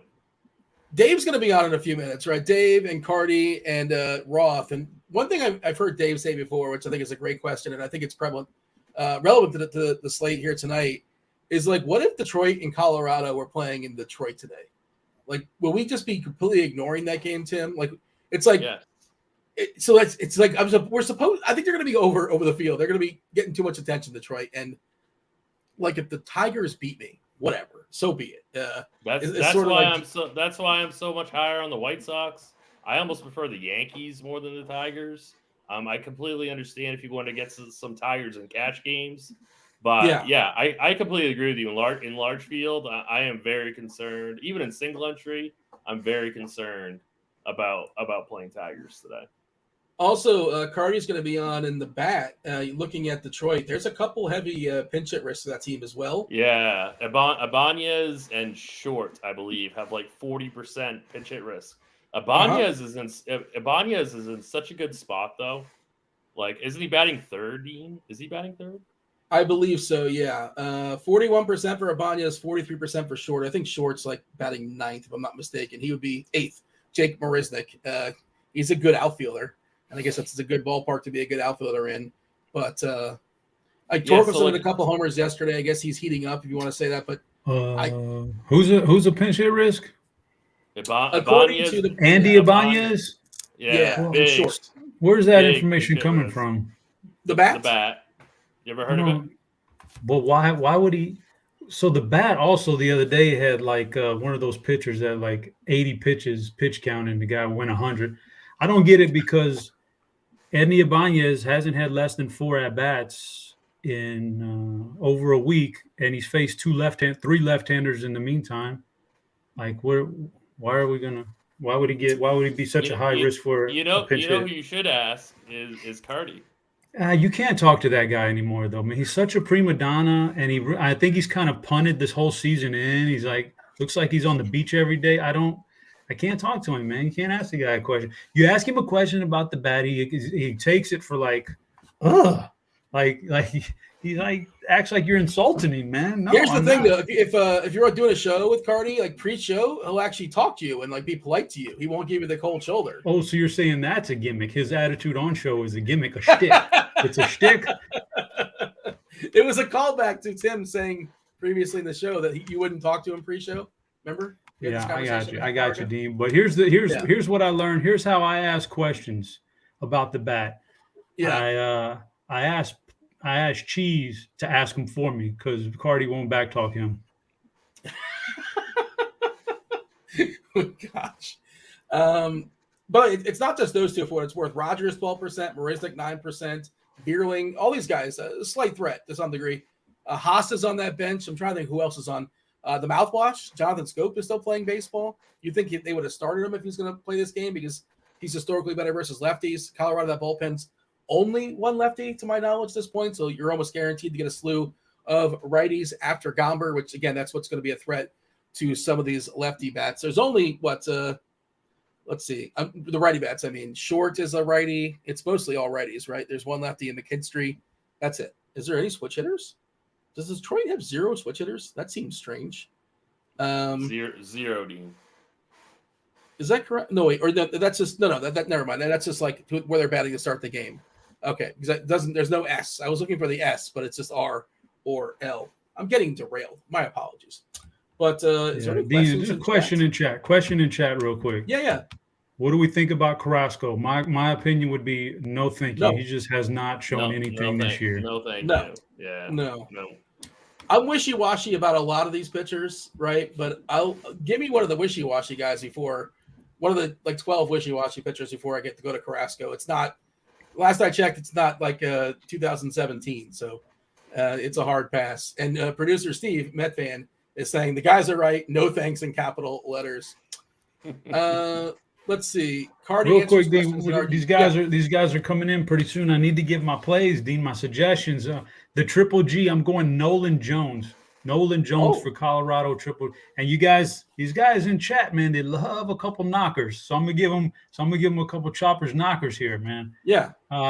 For sure going Ezekiel Duran, 7-hitter out of Texas. Yeah, I like that one. I got my reasons, there. I think Blanco's gonna get run out of this game here. Now, that second one is tough because I wanted to say Ibanez, but it seems like we've talked about him enough. So I'm not going to go Ibanez. I'm going to change it up a little bit. Let's go with that second knocker. Let's go James Outman, bottom of the order for the Dodgers. Did you see Ozuna, the BBP for Ozuna? He's 1 for 1 against only with a homer. Did your model? Did he break the model? You need a sample size of not. 2? It does not pop in the algorithm with 1 at bat, Dean. Dean. I mean. I know the sarcasm. I know what you're doing right here. I don't like it. The chat doesn't like it. You got to get over this, man. I'm trying to get information. I'm trying to build my own model, and slowly I'm trying to get information out of you. And the answers would help me build it. That's basically what's happening. And like you're trying to, dissuade me from making my own BBP model, but I'm doing my best. One more question before we have the crunch time coming in the chat here. Tim, this is for you. 2v2 on DK. McClanahan and Bido or Bobby Miller and Lopez? Which pairing do you prefer? Wow. I guess the second one. All right. Not a lot of conviction there, if I'm hearing you correctly. You seem sort of 51-49 coin toss. What was the first one again? McClanahan, who you love, and then Bido for Pittsburgh. And then Lopez and Miller, Bobby Miller. Yeah, it's tough. I guess the first one, but it's really close. It's crunch time. We have Kevin Roth. We have DerekCarty. We have Dave Potts. What's up, Roth? How are things? Happy Friday. Thank you. Happy Friday to you. Things are good. Weather isn't great, but other than that, things are good. All right. That's people are going to want some weather takes for sure. Chop, did you have anything to say you wanted to Carty, or did you want Dave to ask your questions on your behalf? Did you slide to his DMs? Do we have BVP questions? No, No, I have, no. I have a question about the bat and one of the projections tonight, but I felt like I might be better off asking you, and then you can ask Carty for me if that was possible. No, why don't you ask him? I think that would be better. Now I'm curious. I'm just curious. So you have a high pinch hit risk, and I'd like to know the reason. The high pinch hit risk for Andy Ibanez tonight. Yet, he's been in the third spot. The last 3 times he's faced a left-hander, he's been here in the third hole, and he's gotten all 4 at bats again. All 4 at bats in that game. Why such the big risk tonight? I mean, he's been hitting high in the order for a month now. And he's been getting pinch hit for. Just because it wasn't the last 3 doesn't mean all of a sudden they're going to stop pinch hitting for him. They've been pinch hitting him all the time, all year. Okay. They have also been recently starting him against righties as well. In the starting lineup, just in the last week. So I think we don't know. That's a good thing to know. All right. Roth's got some weather to give the people, myself and Chop and Tim. Tim, before you say it, Tim, you're welcome. You're welcome, Tim. You're welcome. Thanks, Dean. Thanks, Chop. Great show, Chop. Tim. Nice work, Chop. Anything else you guys want to say before we step aside for Roth? Dean, I'll see you next week. Well, all right. Roth, take it away. The Fanduel sponsor Crunch Time. It starts now. That was the most awkward ending to a show ever. Hey, welcome to it, ladies and gentlemen. We're here. This is Crunch Time. It's the moment you've been waiting for, baby. This show sponsored by Fanduel, by the way. We bring in 2 of the sharpest minds in the biz, and it's as good as it gets here. J3 says, Roth is like, oh, God, thanks for leaving me with this awkward vibe. Yeah, actually, that is exactly how I felt. Correct. Happy, though, to bring on a couple of the brightest minds in the business. We got Dave Potts, a.k.a. Cheeseisgood. Cheese, are you good? Good, sir. Yeah, I'm getting a little stronger every day. And I got some catfish coming my way after the show. So, yes. I assume fried. Yeah, we got a new place Ice in town. cream or catfish? Potentially both. Definitely regular catfish, but I can't say for sure that there won't be catfish ice cream afterwards. I'd love to try catfish ice cream, if I'm being honest. I mean, that's pushing it. I too, at my latest grocery run, got some catfish, and I'm going to fry it up, and I'm excited for it. I assume you will not be frying up your own catfish cheese. Yeah, we got a new place in town that you got to try. Anytime a new place pops up with catfish, I'm going to try it. People don't realize how good it is. It's just fried cat. It's just really good. It's, I don't know, low quality, but it's freaking delicious. And the people around here generally know how to make it. Yes. I was going to say, if you live in Alabama or when I was in school in Mississippi, it's what you do. It's delicious. We got Carty as well. He is the inventor, the creator, and the CEO of the Bat and the Bat X Enterprises. What up, Carty? Not much. How's it going? We got a full slate tonight. I'm not eating catfish. I feel a little jealous, but otherwise things are good. Yeah. Hey, you know what? You can't have it every day. So maybe tomorrow's the day for you. Here's the rub, boys. We got some weather concerns in Baltimore. I think they're going to announce a late start because the rain is not quite cleared and the game's in 40 minutes and you still got to pull the tarp and you got to warm up. And I just think the time it takes, the rain's going to be clear before the game, but the tarp and the warm up, I think, is going to cause like a 20, 30 minute late start. I think the game's going to be fine after that, assuming the field is in good shape. I was really hoping that we'd get the tarp off before so that we could make sure that the field is in good shape. But I think for the most part, that game's probably okay. We good there? Great. So once they start playing, assuming they start playing, it probably no delay coming. Really low risk. Yeah. Because there are pitchers in that game. Yeah. I would not fade pitchers in that game. I'm okay with pitchers in that game. Things get way more interesting in St. Louis and Kansas City. I just up the risk a little bit in both of them. There's thunderstorms. They're just starting to pop around St. Louis. They haven't started yet in Kansas City, but they will. And it is impossible for me to tell you, are they going to be over the stadium and cause a huge problem? Or are they going to be near the stadium and not cause a problem? I am leaning increasingly towards both of these games get some sort of delay, whether that's a late start or an in-game or worse. I don't know. But it's just, there's just storms around, and that's as good as I can tell you. Or worse. Would like a whole bunch of storms have to pop multiple times for the or worse to happen? Yes, but also these are really nasty storms. So it's not as if they're little nothing storms that it would take 4 or 5 to go over. Like, these are legitimate severe thunderstorms, nasty, nasty storms. So if you get 2 of them, that's probably about all she wrote. You've got pretty chalky bats in both of those games. I think it probably works out for both of them, but I absolutely cannot give it the, like, this is 100% safe stamp of approval. Like, I do think there's some risk in both of those games for bats and very high risk for pitchers, which I assume we don't care about. Yeah, you can live without the pitchers there. Yeah. So that's where I'm at on those games. If you want to take that risk, that's cool. Like, I'm okay with it. Just there's a chance that those games that something goes wrong, and it causes problems. Next spot I want to talk about is Colorado. For the most part, everything's clearing out of there. A late start or a delay, not impossible, but I do expect that game to play.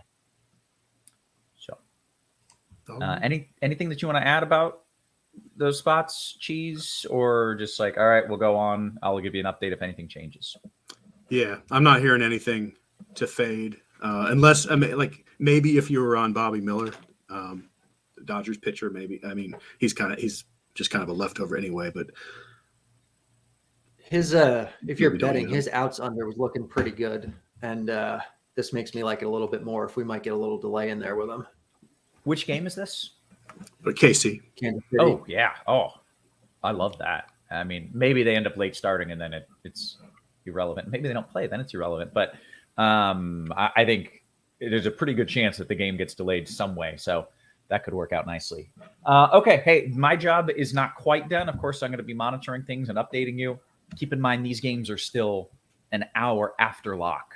So that takes away from the knowledge that I have about what to expect. But I'll be updating you as we go through the rest of the show and the slate.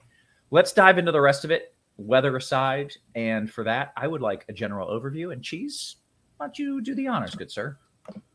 Yeah, I don't know if other people feel differently, but my general overview is I really don't love anything anywhere. Like, there's kind of a whole bunch of pretty good pitchers, but nothing so great that I just love playing it. And in general, salary is really tough tonight, especially on DK. Like the couple offenses that I do really like, which would be the Dodgers and the Braves, it's really hard to get good pitching with them. And I don't love the good pitching anyway. So I'm kind of all over the place, and I don't have super strong conviction about any of my opinions, honestly. That's kind of my overview. Okay, well, I will say Carty is known for super strong convictions, whether his takes are right or wrong. So maybe we'll get into a little scrap, a little tussle today. Carty, do you feel similarly about the slate as an overview? Yeah, I really do. Especially on the pitching side. Like, we have a top tier, but it's not like any of them are like amazing. And then there's a whole lot of sameness after that top tier. So it's all right. Maybe we won't get into fights. Cheese, why don't you lead us off with what you think are your favorite catchers, and then I want Carty's takes following that. You mean pitchers? What did I say? Well, you said catcher, but without the catcher, there would be no pitcher, really. There wouldn't be. The ump would go down on the first pitch of the game, and the game would be over. It'd be a painful game. It would be a horrible job. Yes, and painful. And then they would get 4 pitches because they'd bring in each ump, and then they'd be like, "We quit, we're out." That's it. That's all we can handle. So the first thing I want to talk about is Shane McClanahan. He's $11,000 on both sites. I want to very clearly state that I have no inside information at all. I know nothing that anyone else doesn't know. It makes me a little nervous that he left his last start with back tightness, with decreased velocity. And it wasn't just yet, like the velocity was down a couple starts before that too. And the strikeouts have been down. I just can't pay 11K for him on this slate. I'm assuming that the number you see from the bat is saying he's healthy. And if he's healthy, he's still just kind of barely the best pitcher. And he's $11,000 on a slate when it's really hard to spend $11,000. So I wouldn't argue with you if you're playing him. I will tell you, I am just not playing him, period. Wow. You got 0%. I have 0%. Ooh, okay. If he were, $10,000, I would have some. And I don't know that he's not going to be fine. It makes me feel a little better that it's the Rays. I kind of trust the Rays to not throw a guy if he's hurt. If it was the Mets, I'd be like, he's probably broken. Yes. But really, it's that he's $11,000, and it's just so tough to get any kind of lineup with that. So I won't argue with you if you want to play him. I'm just telling you, I have 0. So there you go. Okay. The everything else, we're already at this big clump of everything else where Pablo Lopez is the guy I like the best. But you got James Paxton up there in a tough matchup. You got John Gray, Freddie Peralta, 2 Millers, Bryce and Bobby Miller. You got John Gray, Griffin Canning, Jose Barrios, Dean Kramer. It's all kind of the same. Personally, I just can't quite get there with James Paxton either. He also had a little injury scare last start, so I would say no on that, and he's expensive. So that kind of leaves me with Pablo Lopez as kind of my default ace. I wouldn't argue if you like John Gray or Freddie Peralta ahead of Lopez, but that's where I'm at on it. And then I think you play Mike Soroka and just hope that he's Mike Soroka. He's only made a couple starts this season, and they weren't great, but he did look like himself in his last rehab start. Should be able to get up towards 90 pitches. And again, salary is so tough that a guy for 7,100, even if he's just kind of okay, I think is worth it. So for me, Lopez and Soroka is kind of my go-to combo. And Osvaldo Bido is the other cheap guy I'll take a shot on. Because it's kind of hard to get Lopez with Gray or Peralta or one of these guys. Like I say, salary is just tough. And then I think the guy I'm most torn on is probably Griffin Canning. He's really looked pretty good, but I don't like facing the Diamondbacks, so he's just kind of left over for me as well. Gotcha. All right. We did just get a game note from our RotoGrinders app. Make sure you download it. We get little push notifications like this here. It's out of focus, but it says that game in Baltimore has been delayed. And again, I was expecting that. I kind of let off the show. I think that game is going to late start. And then I think it's going to play without incident is the very likely outcome. So I just wanted to point out that's officially happening. Over 600 people are watching and only 100 likes. That's disrespectful to 2 of the sharpest minds in the biz here. Give these guys a like. Not me. I'm just a weatherman. But give those guys a like. They would appreciate it. Carty, I want your takes here at pitcher. Are they similar? Definitely similar in a lot of ways in that the top tier is not great. And McClanahan in particular, I don't think I have a lot of interest in. I certainly don't think you have to play him in cash. And even in GPPs, I have the same kind of concerns as Cheese, where we don't exactly know what we're getting from him today after leaving the last start. The matchup isn't really good. The price is really high. I much prefer John Gray or Freddie Peralta for cheaper because they all project kind of similar in that top clump. And I'd rather just take the cheaper guys. On DK and cash, I think you probably just pair Gray and Peralta. On FanDuel, I think you probably take the discount on Peralta.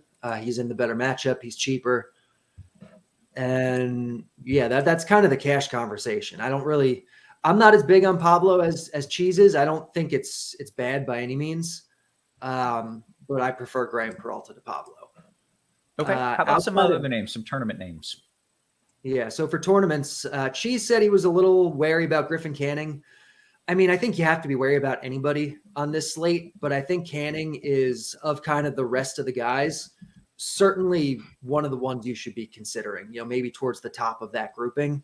He's a little bit cheaper than your Pablo Lopez, your Bryce Miller, your Barrios, your Paxton, your Bobby Miller. You're getting a decent enough discount on him. And I'm not really scared of Arizona. They're low strikeout, but they're also a below average offense. So I mean, I think Canning is fine given what this slate is.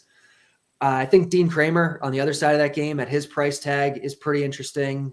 I like the Soroka thing a lot, hoping that he's just kind of back to what he was. And even if he's not, you're still getting a good enough matchup at a cheap price on a crappy slate that I'm fine with Soroka. Not as big on Osvaldo Bido as Cheese is. If I was going to go with another cheap guy, it's probably Luis Severino.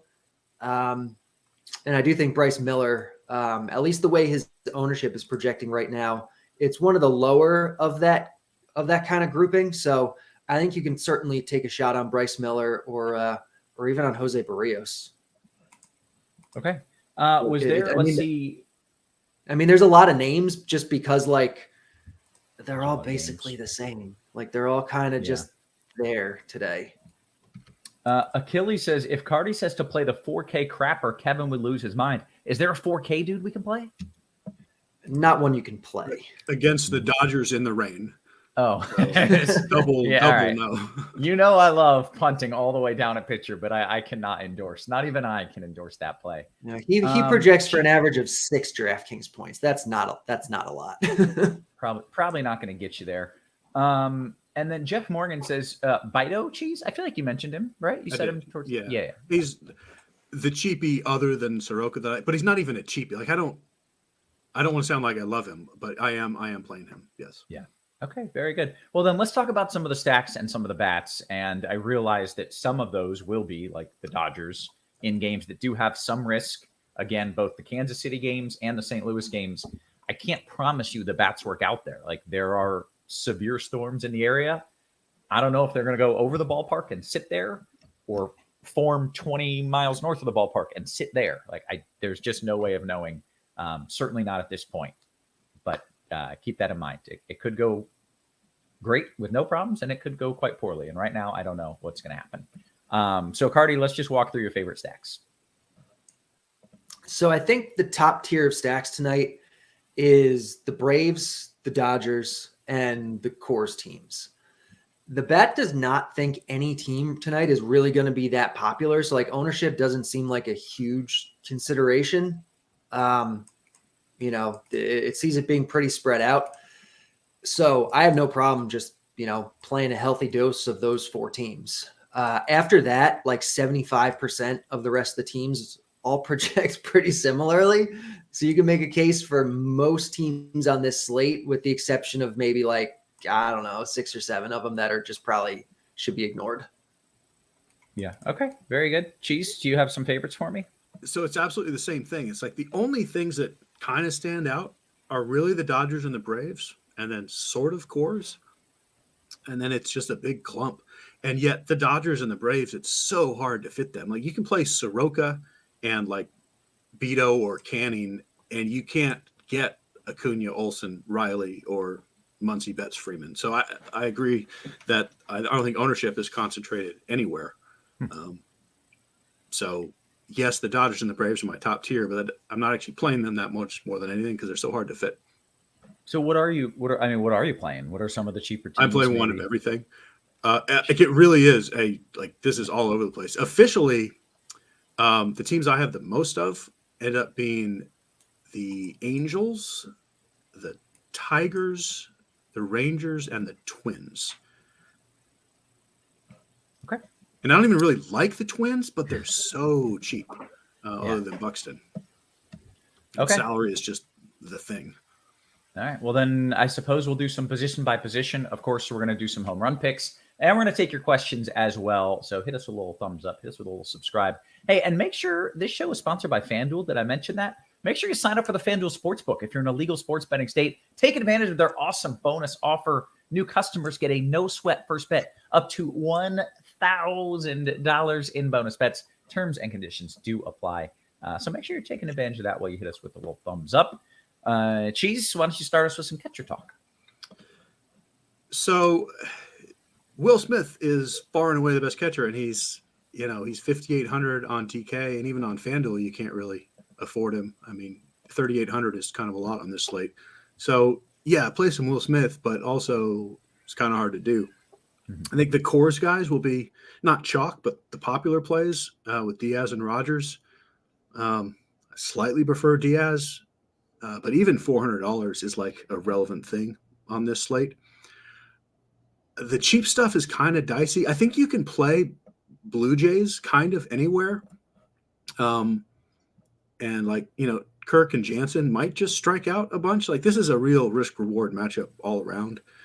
So I don't mind a cheap Blue Jay or like a Higashioka for 2,400 if you're trying to punt. Okay. Carty, your thoughts? It's pretty much every single catcher I would have mentioned. Smith, if you can get him, the Coors guys are probably where you end up in cash builds. The Jays guys, Jansen and Kirk, are good. And I like Higashioka quite a bit. I think the Yankees stack in general, outside of that like top tier teams, is one of the ones I have the most interest in just because they're so affordable on DK especially. So, certainly as part of your stack, he would be a good guy to have. Okay. How about first base, Carty? So we have the Tigers and Coors, and Spencer Torkelson is 4K on DraftKings. He's 3-1 on FanDuel. I think you're probably playing him in cash on both sites. On FanDuel, where you get the util, you can double up because you do have those Dodgers guys. You have Will Smith, who we talked about. You have Freddie Freeman, who's a little more expensive, but is Freddie Freeman. Vlad Guerrero, I like quite a bit today, and his ownership is coming in real low, I guess because he's against Paxton. But like we said, Paxton left his last start with like a knee thing. He admitted after the start that he'd been playing through it for 2 starts now. So like, who knows what we're really getting with Paxton at this point. Yeah. And Vlad's really good, and people don't like playing him at home because he doesn't homer at home or whatever nonsense narrative people like to come up with. So I like Vlad a ton in tournaments. And Matt Olson in your Brave stacks for sure. All right, Cheese, first base. Salary. Play Olson or Freeman or Ohtani on DK, and that's great, but it's really tough to do. I totally agree with the Vlad thing, especially on FanDuel at 3,500. He still probably doesn't end up popular. Personally, I like going a little cheaper. Torkelson in cash, yes, but I prefer Christian Walker in tournaments. I think you can home run hunt with like Rowdy Tellez and Nate Lowe, kind of mid-tierish. And that's pretty much what I like. Okay. Then how about second base, Cheese? Same thing. Like there's some spend ups that are, good, but really tough to get, with the exception of on FanDuel, Gleyber Torres is down at 2,800 as opposed to 5,000 on DK. He'll be popular-ish, but if you do need a cheap second baseman, that's too low. I like Ryan McMahon a lot on FanDuel if you can get to him, and I would play him at second ahead of third. Mookie Betts on FanDuel is triple position eligible and expensive. And then on the DK side, where you don't have Betts and Torres is priced up and Albies and Semien are priced way up, you could do something in cash, play Ibanez or LeMahieu. Right at the top, Chop kind of mentioned about Ibanez pinch hit risk. I don't think we have any idea what the Tigers are doing, if they know what they're doing. Like, my lean is that I think he's okay. Like, I think they're just like, it seems like over the last week, they've just decided, hey, we're going to give this guy a chance and see what happens. But somebody in this Tigers lineup is going to pinch hit for. Like, maybe it's him if the timing works out wrong. I think it's more likely to be Zach Short. So I would play Ibanez in cash. I wouldn't yell at you if you wanted to play LeMahieu instead. And then I also like Ketel Marte and Drury as spend ups to be different. Okay, very good. Carty, your thoughts a second. Yeah, very similar. Like Gleyber Torres might be the best second baseman on the slate, who isn't Mookie Betts, who's just not really a second baseman. So on FanDuel, where he's 2.8, like he's the no-brainer play. On DK, I don't think you spend up to 5K for him unless you're doing a Yankee stack or you want to one-off him in tournaments or something. I think in cash, you go down to LeMahieu or Ibanez. Probably prefer Ibanez. Just, if they don't pinch hit for him, then he's clearly the guy. And if they do, then he projects pretty close to LeMahieu anyway. So I'm not convinced they're going to stop pinch hitting for him because Detroit likes to pinch hit for lots of guys. Like we've seen them pinch hit a lot for Short, for Scope, for I don't know. I'm not sold that he's out of the woods with pinch hitting. Otherwise, though, I mean, it's second base. Second base is disgusting. I guess like the cheap guy to go down to on FanDuel is maybe like Zach McKinstry in that Detroit lineup. But otherwise, it's real gross out there. Albies for sure in your Brave stacks or as a one-off, but second base is disgusting. Let's get to third base, where it's usually less disgusting, but now we don't have any money to get the good players, so I don't know. Carty? If you get the all clear on the Kansas City game, Max Muncy is looking like our top guy here because he's on the Dodgers and they're fantastic, and Max Muncy is really good, and especially on FanDuel at 3.3K, he's way too cheap. So I like Muncy a lot. I like Rafael Devers probably is my favorite tournament play because he's really good. Doesn't project for a lot of ownership, but he projects basically better than everybody except for Muncy. You have McMahon and Coors who will draw more attention. You have Donaldson for pretty cheap against Liberatore, who I think is good on DK, and LeMahieu in the same lineup if you're not using him at second, like he's eligible at third. I think on FanDuel, outside of Donaldson as a cheap guy, you can also think about Wilmer Flores, who is hitting second against Carrasco, and he's 2.5K, and Carrasco has been all sorts of a mess this year. Okay. Cheese, your thoughts? On FanDuel, the pricing allows you to just get a good player. Muncy's only 33, McMahon 35, even Riley and Devers are not even 4K. So it's less interesting to use like Josh Donaldson or Ibanez is available there as well. I think you spend up there because it's not even spending up that much. DK wise, I think Josh Donaldson is far more viable in any format. The other cheap stuff is just, I don't know. I don't love it. If Emmanuel Rivera is in the lineup, I might toss him in there at 2,800. And the other guy I'm playing, just a general thing that I'm doing is playing some Mariners and just in case McClanahan's hurt. So Suarez is in my tournament lineup, but that's kind of a long shot. Okay, very good. Take me to shortstop, Cheese. Okay, so on the DK side, this is where we have Mookie Betts and Corey Seager as 6K players. You don't get a lot of 6K players, but I do like these two guys enough to maybe play them. But then Baez and Witt are under 5K, and Bo Bichette is right around there as well. That's a lot of good players that really make me want to spend up on the DK side. FanDuel, we have a similarly big gap between Betts and Seager down to Witt and Baez. I think Baez will probably be the chalk there, so I don't mind pivoting to Witt or Bichette if the rest of your lineup's getting kind of popular. Okay, Carty, your thoughts at short? I agree. Witt and Baez rather are the ones that make the most sense from a matchup, price, everything standpoint. So those are the guys that I would be focused on in cash games. I like Mookie Betts a lot in GPPs as a one-off or in your Dodger stacks. I agree with the Bichette thing. I like him quite a bit. I don't see a lot of guys to spend down to that I really like tonight. Like maybe a guy like Anthony Volpe or Tim Anderson, but it's more of a spend up spot tonight, or just kind of settle in that mid-range Witt Baez kind of area. Okay, how about the outfield? Outfield, the high end has so many good guys tonight. We've talked about Braves a little bit being one of the top teams, and obviously Acuna is the best hitter on the team. Acuna is fantastic tonight. If you can get up to Acuna, you're in good shape. I like the Angels guys quite a bit tonight.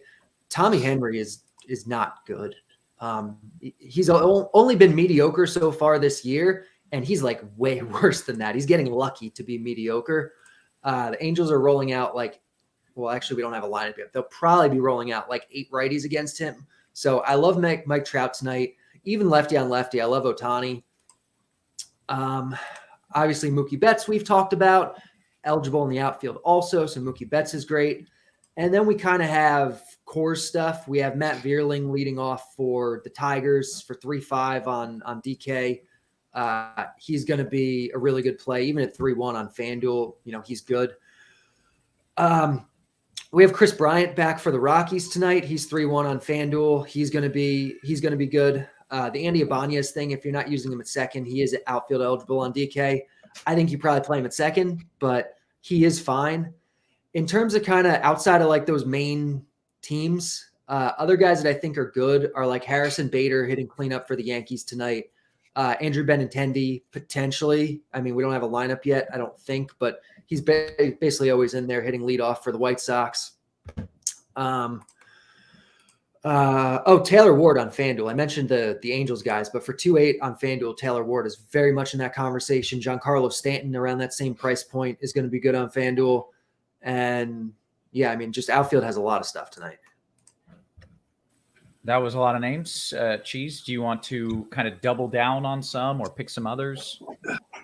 Yeah, I mean, the top names are just kind of obviously great and expensive. I think Ohtani is my favorite. Just, again, you see the lefty, and you know that he won't be as popular as he should be. Henry is dude's striking out 12% of lefties. Like, I'm close to that personally. Like, so yes, play Ohtani, and Acuna would be my second favorite. But yeah, Betts, Trout, even down to like Tucker, Buxton, it's all fantastic. Stanton on FanDuel, I will agree with that one. Buxton on FanDuel is especially cheap. I do like the Giants a lot. I'm just going to hope Jock Peterson doesn't get pinch hit for. I mean, you never do know. But Carrasco is just like, he wishes he was Tommy Henry anymore. I don't know what happened to him. I hope he wishes that, he was but like awful. Henry. And then, DK, you can always do this super cheap stuff. This is where I kind of like the Twins, even though I don't love the Twins as a whole. Like, the team is just kind of a mess, but guys like Kepler and Kirilloff are just cheap, and that can be useful. MJ Melendez type players can be useful. Jason Hayward, Jack Sawinski. There's a bunch of guys who are cheap with power that aren't in just like super great matchups, but they're fine. Okay, very good. Let's do some home run picks. And Carty, you've got the power of the bat at your fingertips. So let me know who is most likely to hit a home run. It's Ohtani. And then what bets you like or who you like for DFS that's not so obvious.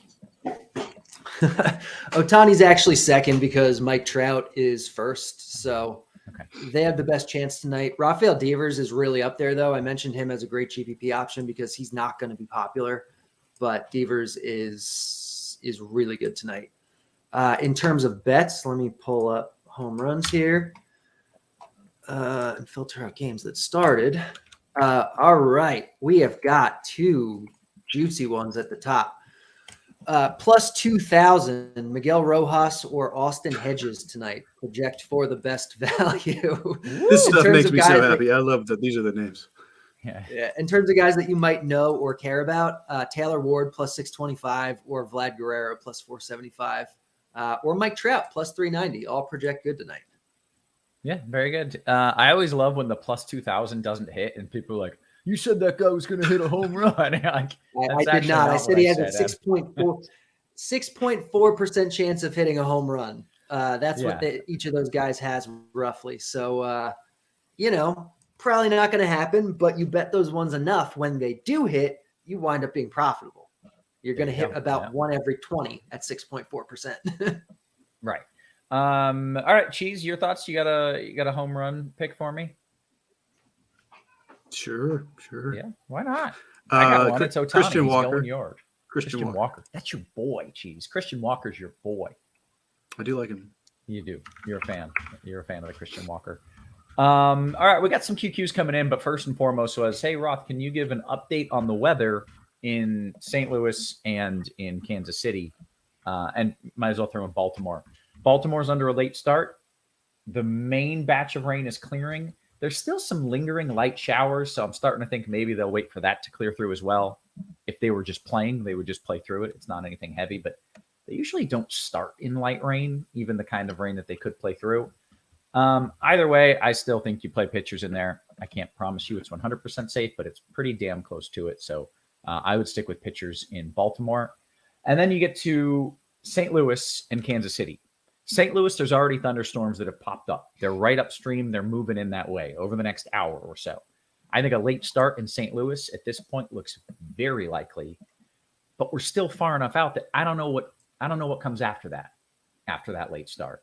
We're still more than an hour away from first pitch in those games. Kansas City, there's nothing on radar, and it's just trusting what forecast models say. And forecast models say big bad thunderstorms are going up in that general area. Whether that's on the ballpark or a mile down the road, I can't tell you. But I think both games carry at least some risk for bats, but neither game is this glaring, it's going to rain all night for sure type pattern. It's just where the thunderstorm's going to pop up. And at this point, I couldn't even tell you which one is safer or more risky. Hopefully by first pitch of those two games, I can tell you at least which one I prefer more, but right now I can't. With that, and how will we know that, Roth? Where will we go to find that information from you? There are two places. One, I'm going to tweet it at KevinRothWx on Twitter. If you're following me on Twitter. I don't even need to say that. You're already following me on Twitter. But also, I'm going to be on the RotoGrinders MLB weather page, updating things as well. If you're not a tweeter, LA lineup is out. Rendon is in. If anyone is interested in that, let's get to some QQs.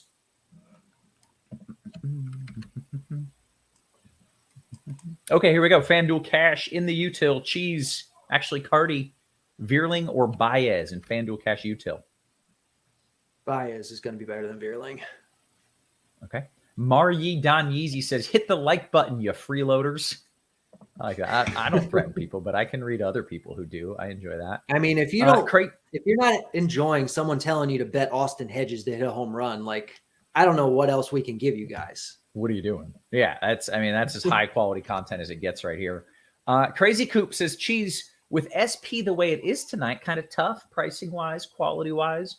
Any thoughts on the White Sox starting pitcher, Schlotzkins? I know it's gross, but it's kind of one of those types of Schlotzkin slates.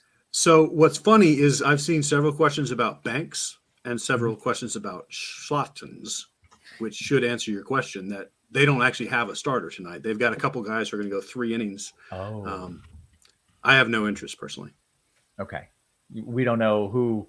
Well, so Tanner Banks is essentially a long opener. Okay. Like he could get 70 pitches. I mean, I wouldn't say it's the dumbest thing in the world to play him.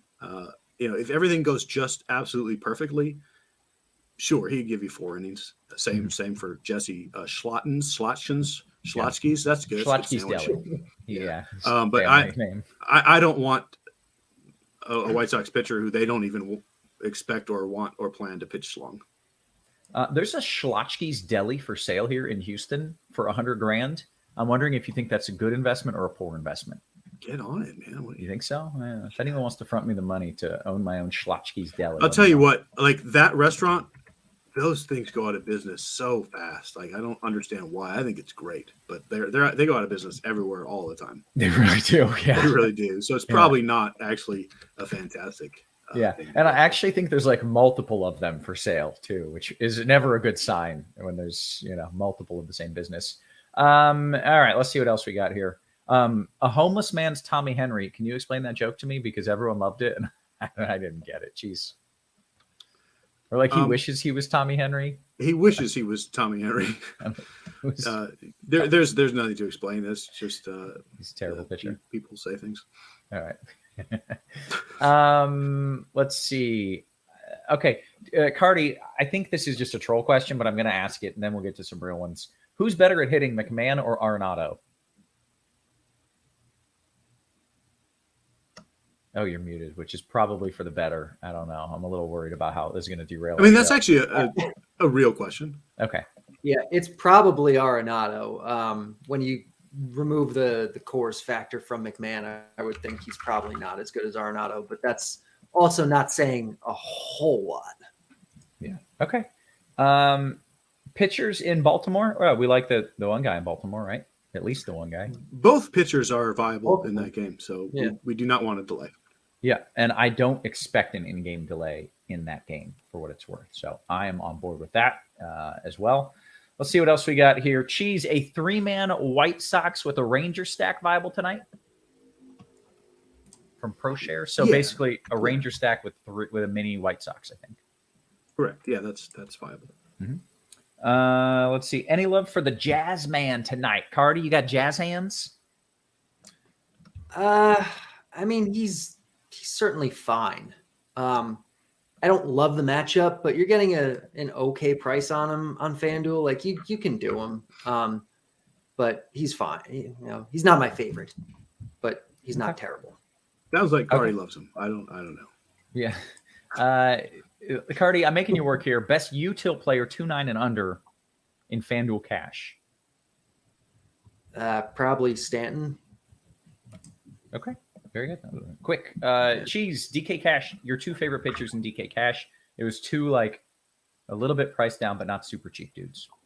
I would play Lopez and Soroka. All right.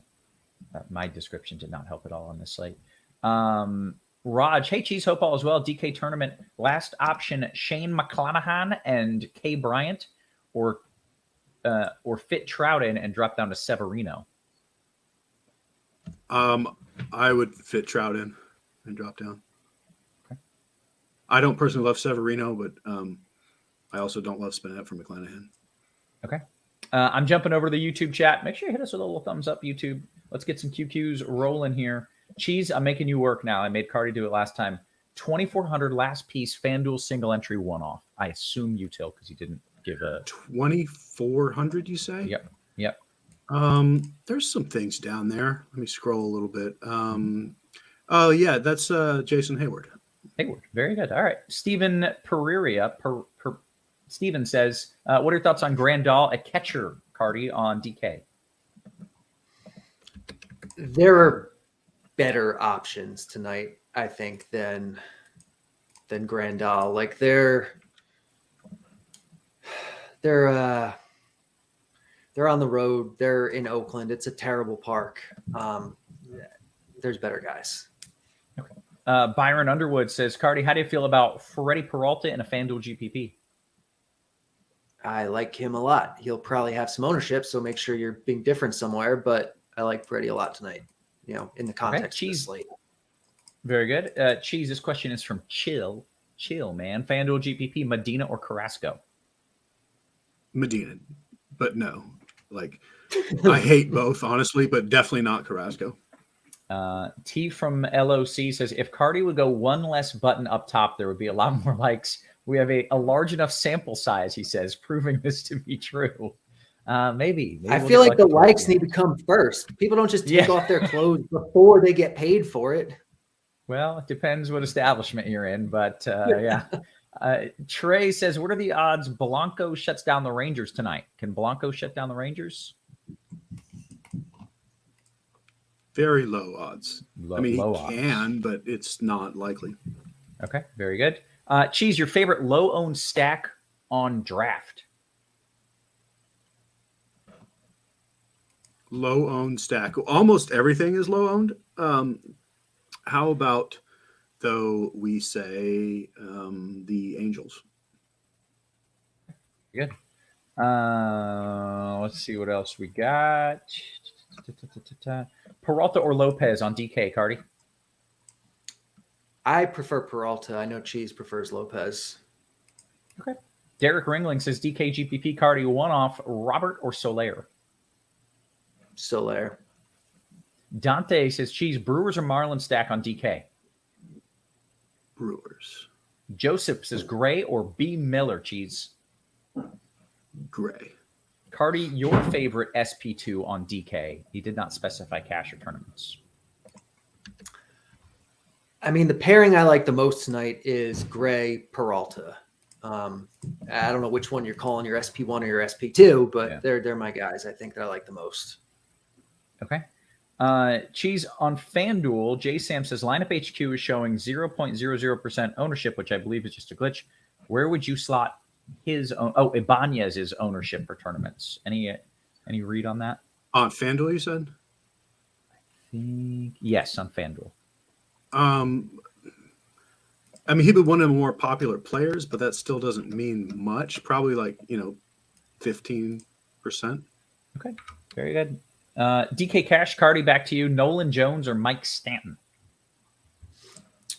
I don't think you're playing either in DK Cash, but if I'm playing one of them, I guess it's probably Stanton, I guess. Okay. Can I admit something? I had no idea Stanton's first name was Mike. Didn't know that. I just only knew him as Stanton. It That's where was it his first, began. like his rookie year, he went by Mike, and then he changed it to Giancarlo. Oh, okay. That makes a lot more sense. When I heard Mike, okay, that makes me feel better, and I'm not as embarrassed. I was like, that just doesn't even sound right. Milkman says, Roth, do you think you'll know the risk for these games closer to game time?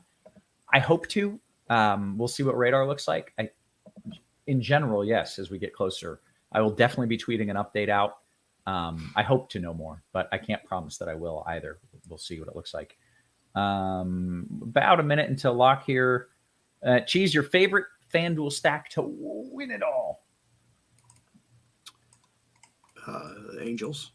Carty, you want to give me one? Your favorite FanDuel stack to win it all? A single entry stack, to be clear. The Braves. Okay, very nice. Morgan says, Cheese, Whit Ward or Terang Otani, FanDuel Cash? Whit Ward, Terang Otani. Whitward.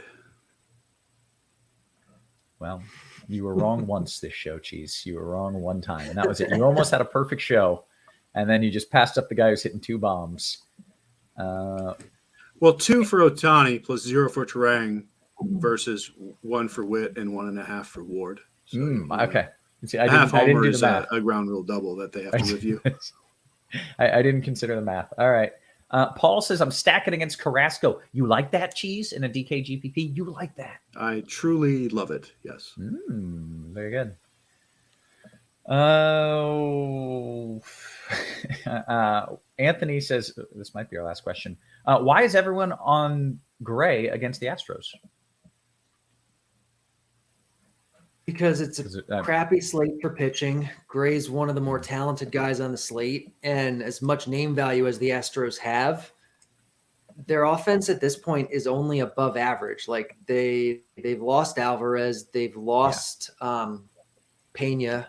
You look at, I mean, they're hitting Jose Abreu fourth, who everybody hates, and then after him, it doesn't get any better. It's Yainer Diaz and Mauricio Dubon and Chas McCormick and Jake Myers and Martin Maldonado. Like it's not the best lineup you've ever seen.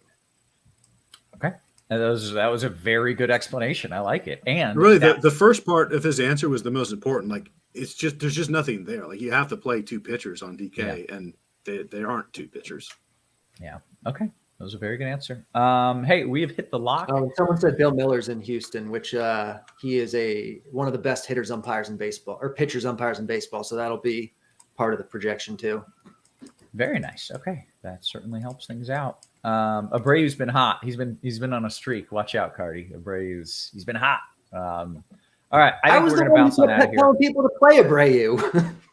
Yeah. And everyone's like, he's washed up. He's done. He's had a bad 4 weeks. That is, I actually remember that is exactly how it went.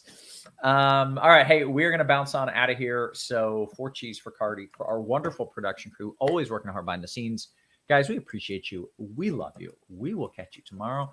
You have been crushed.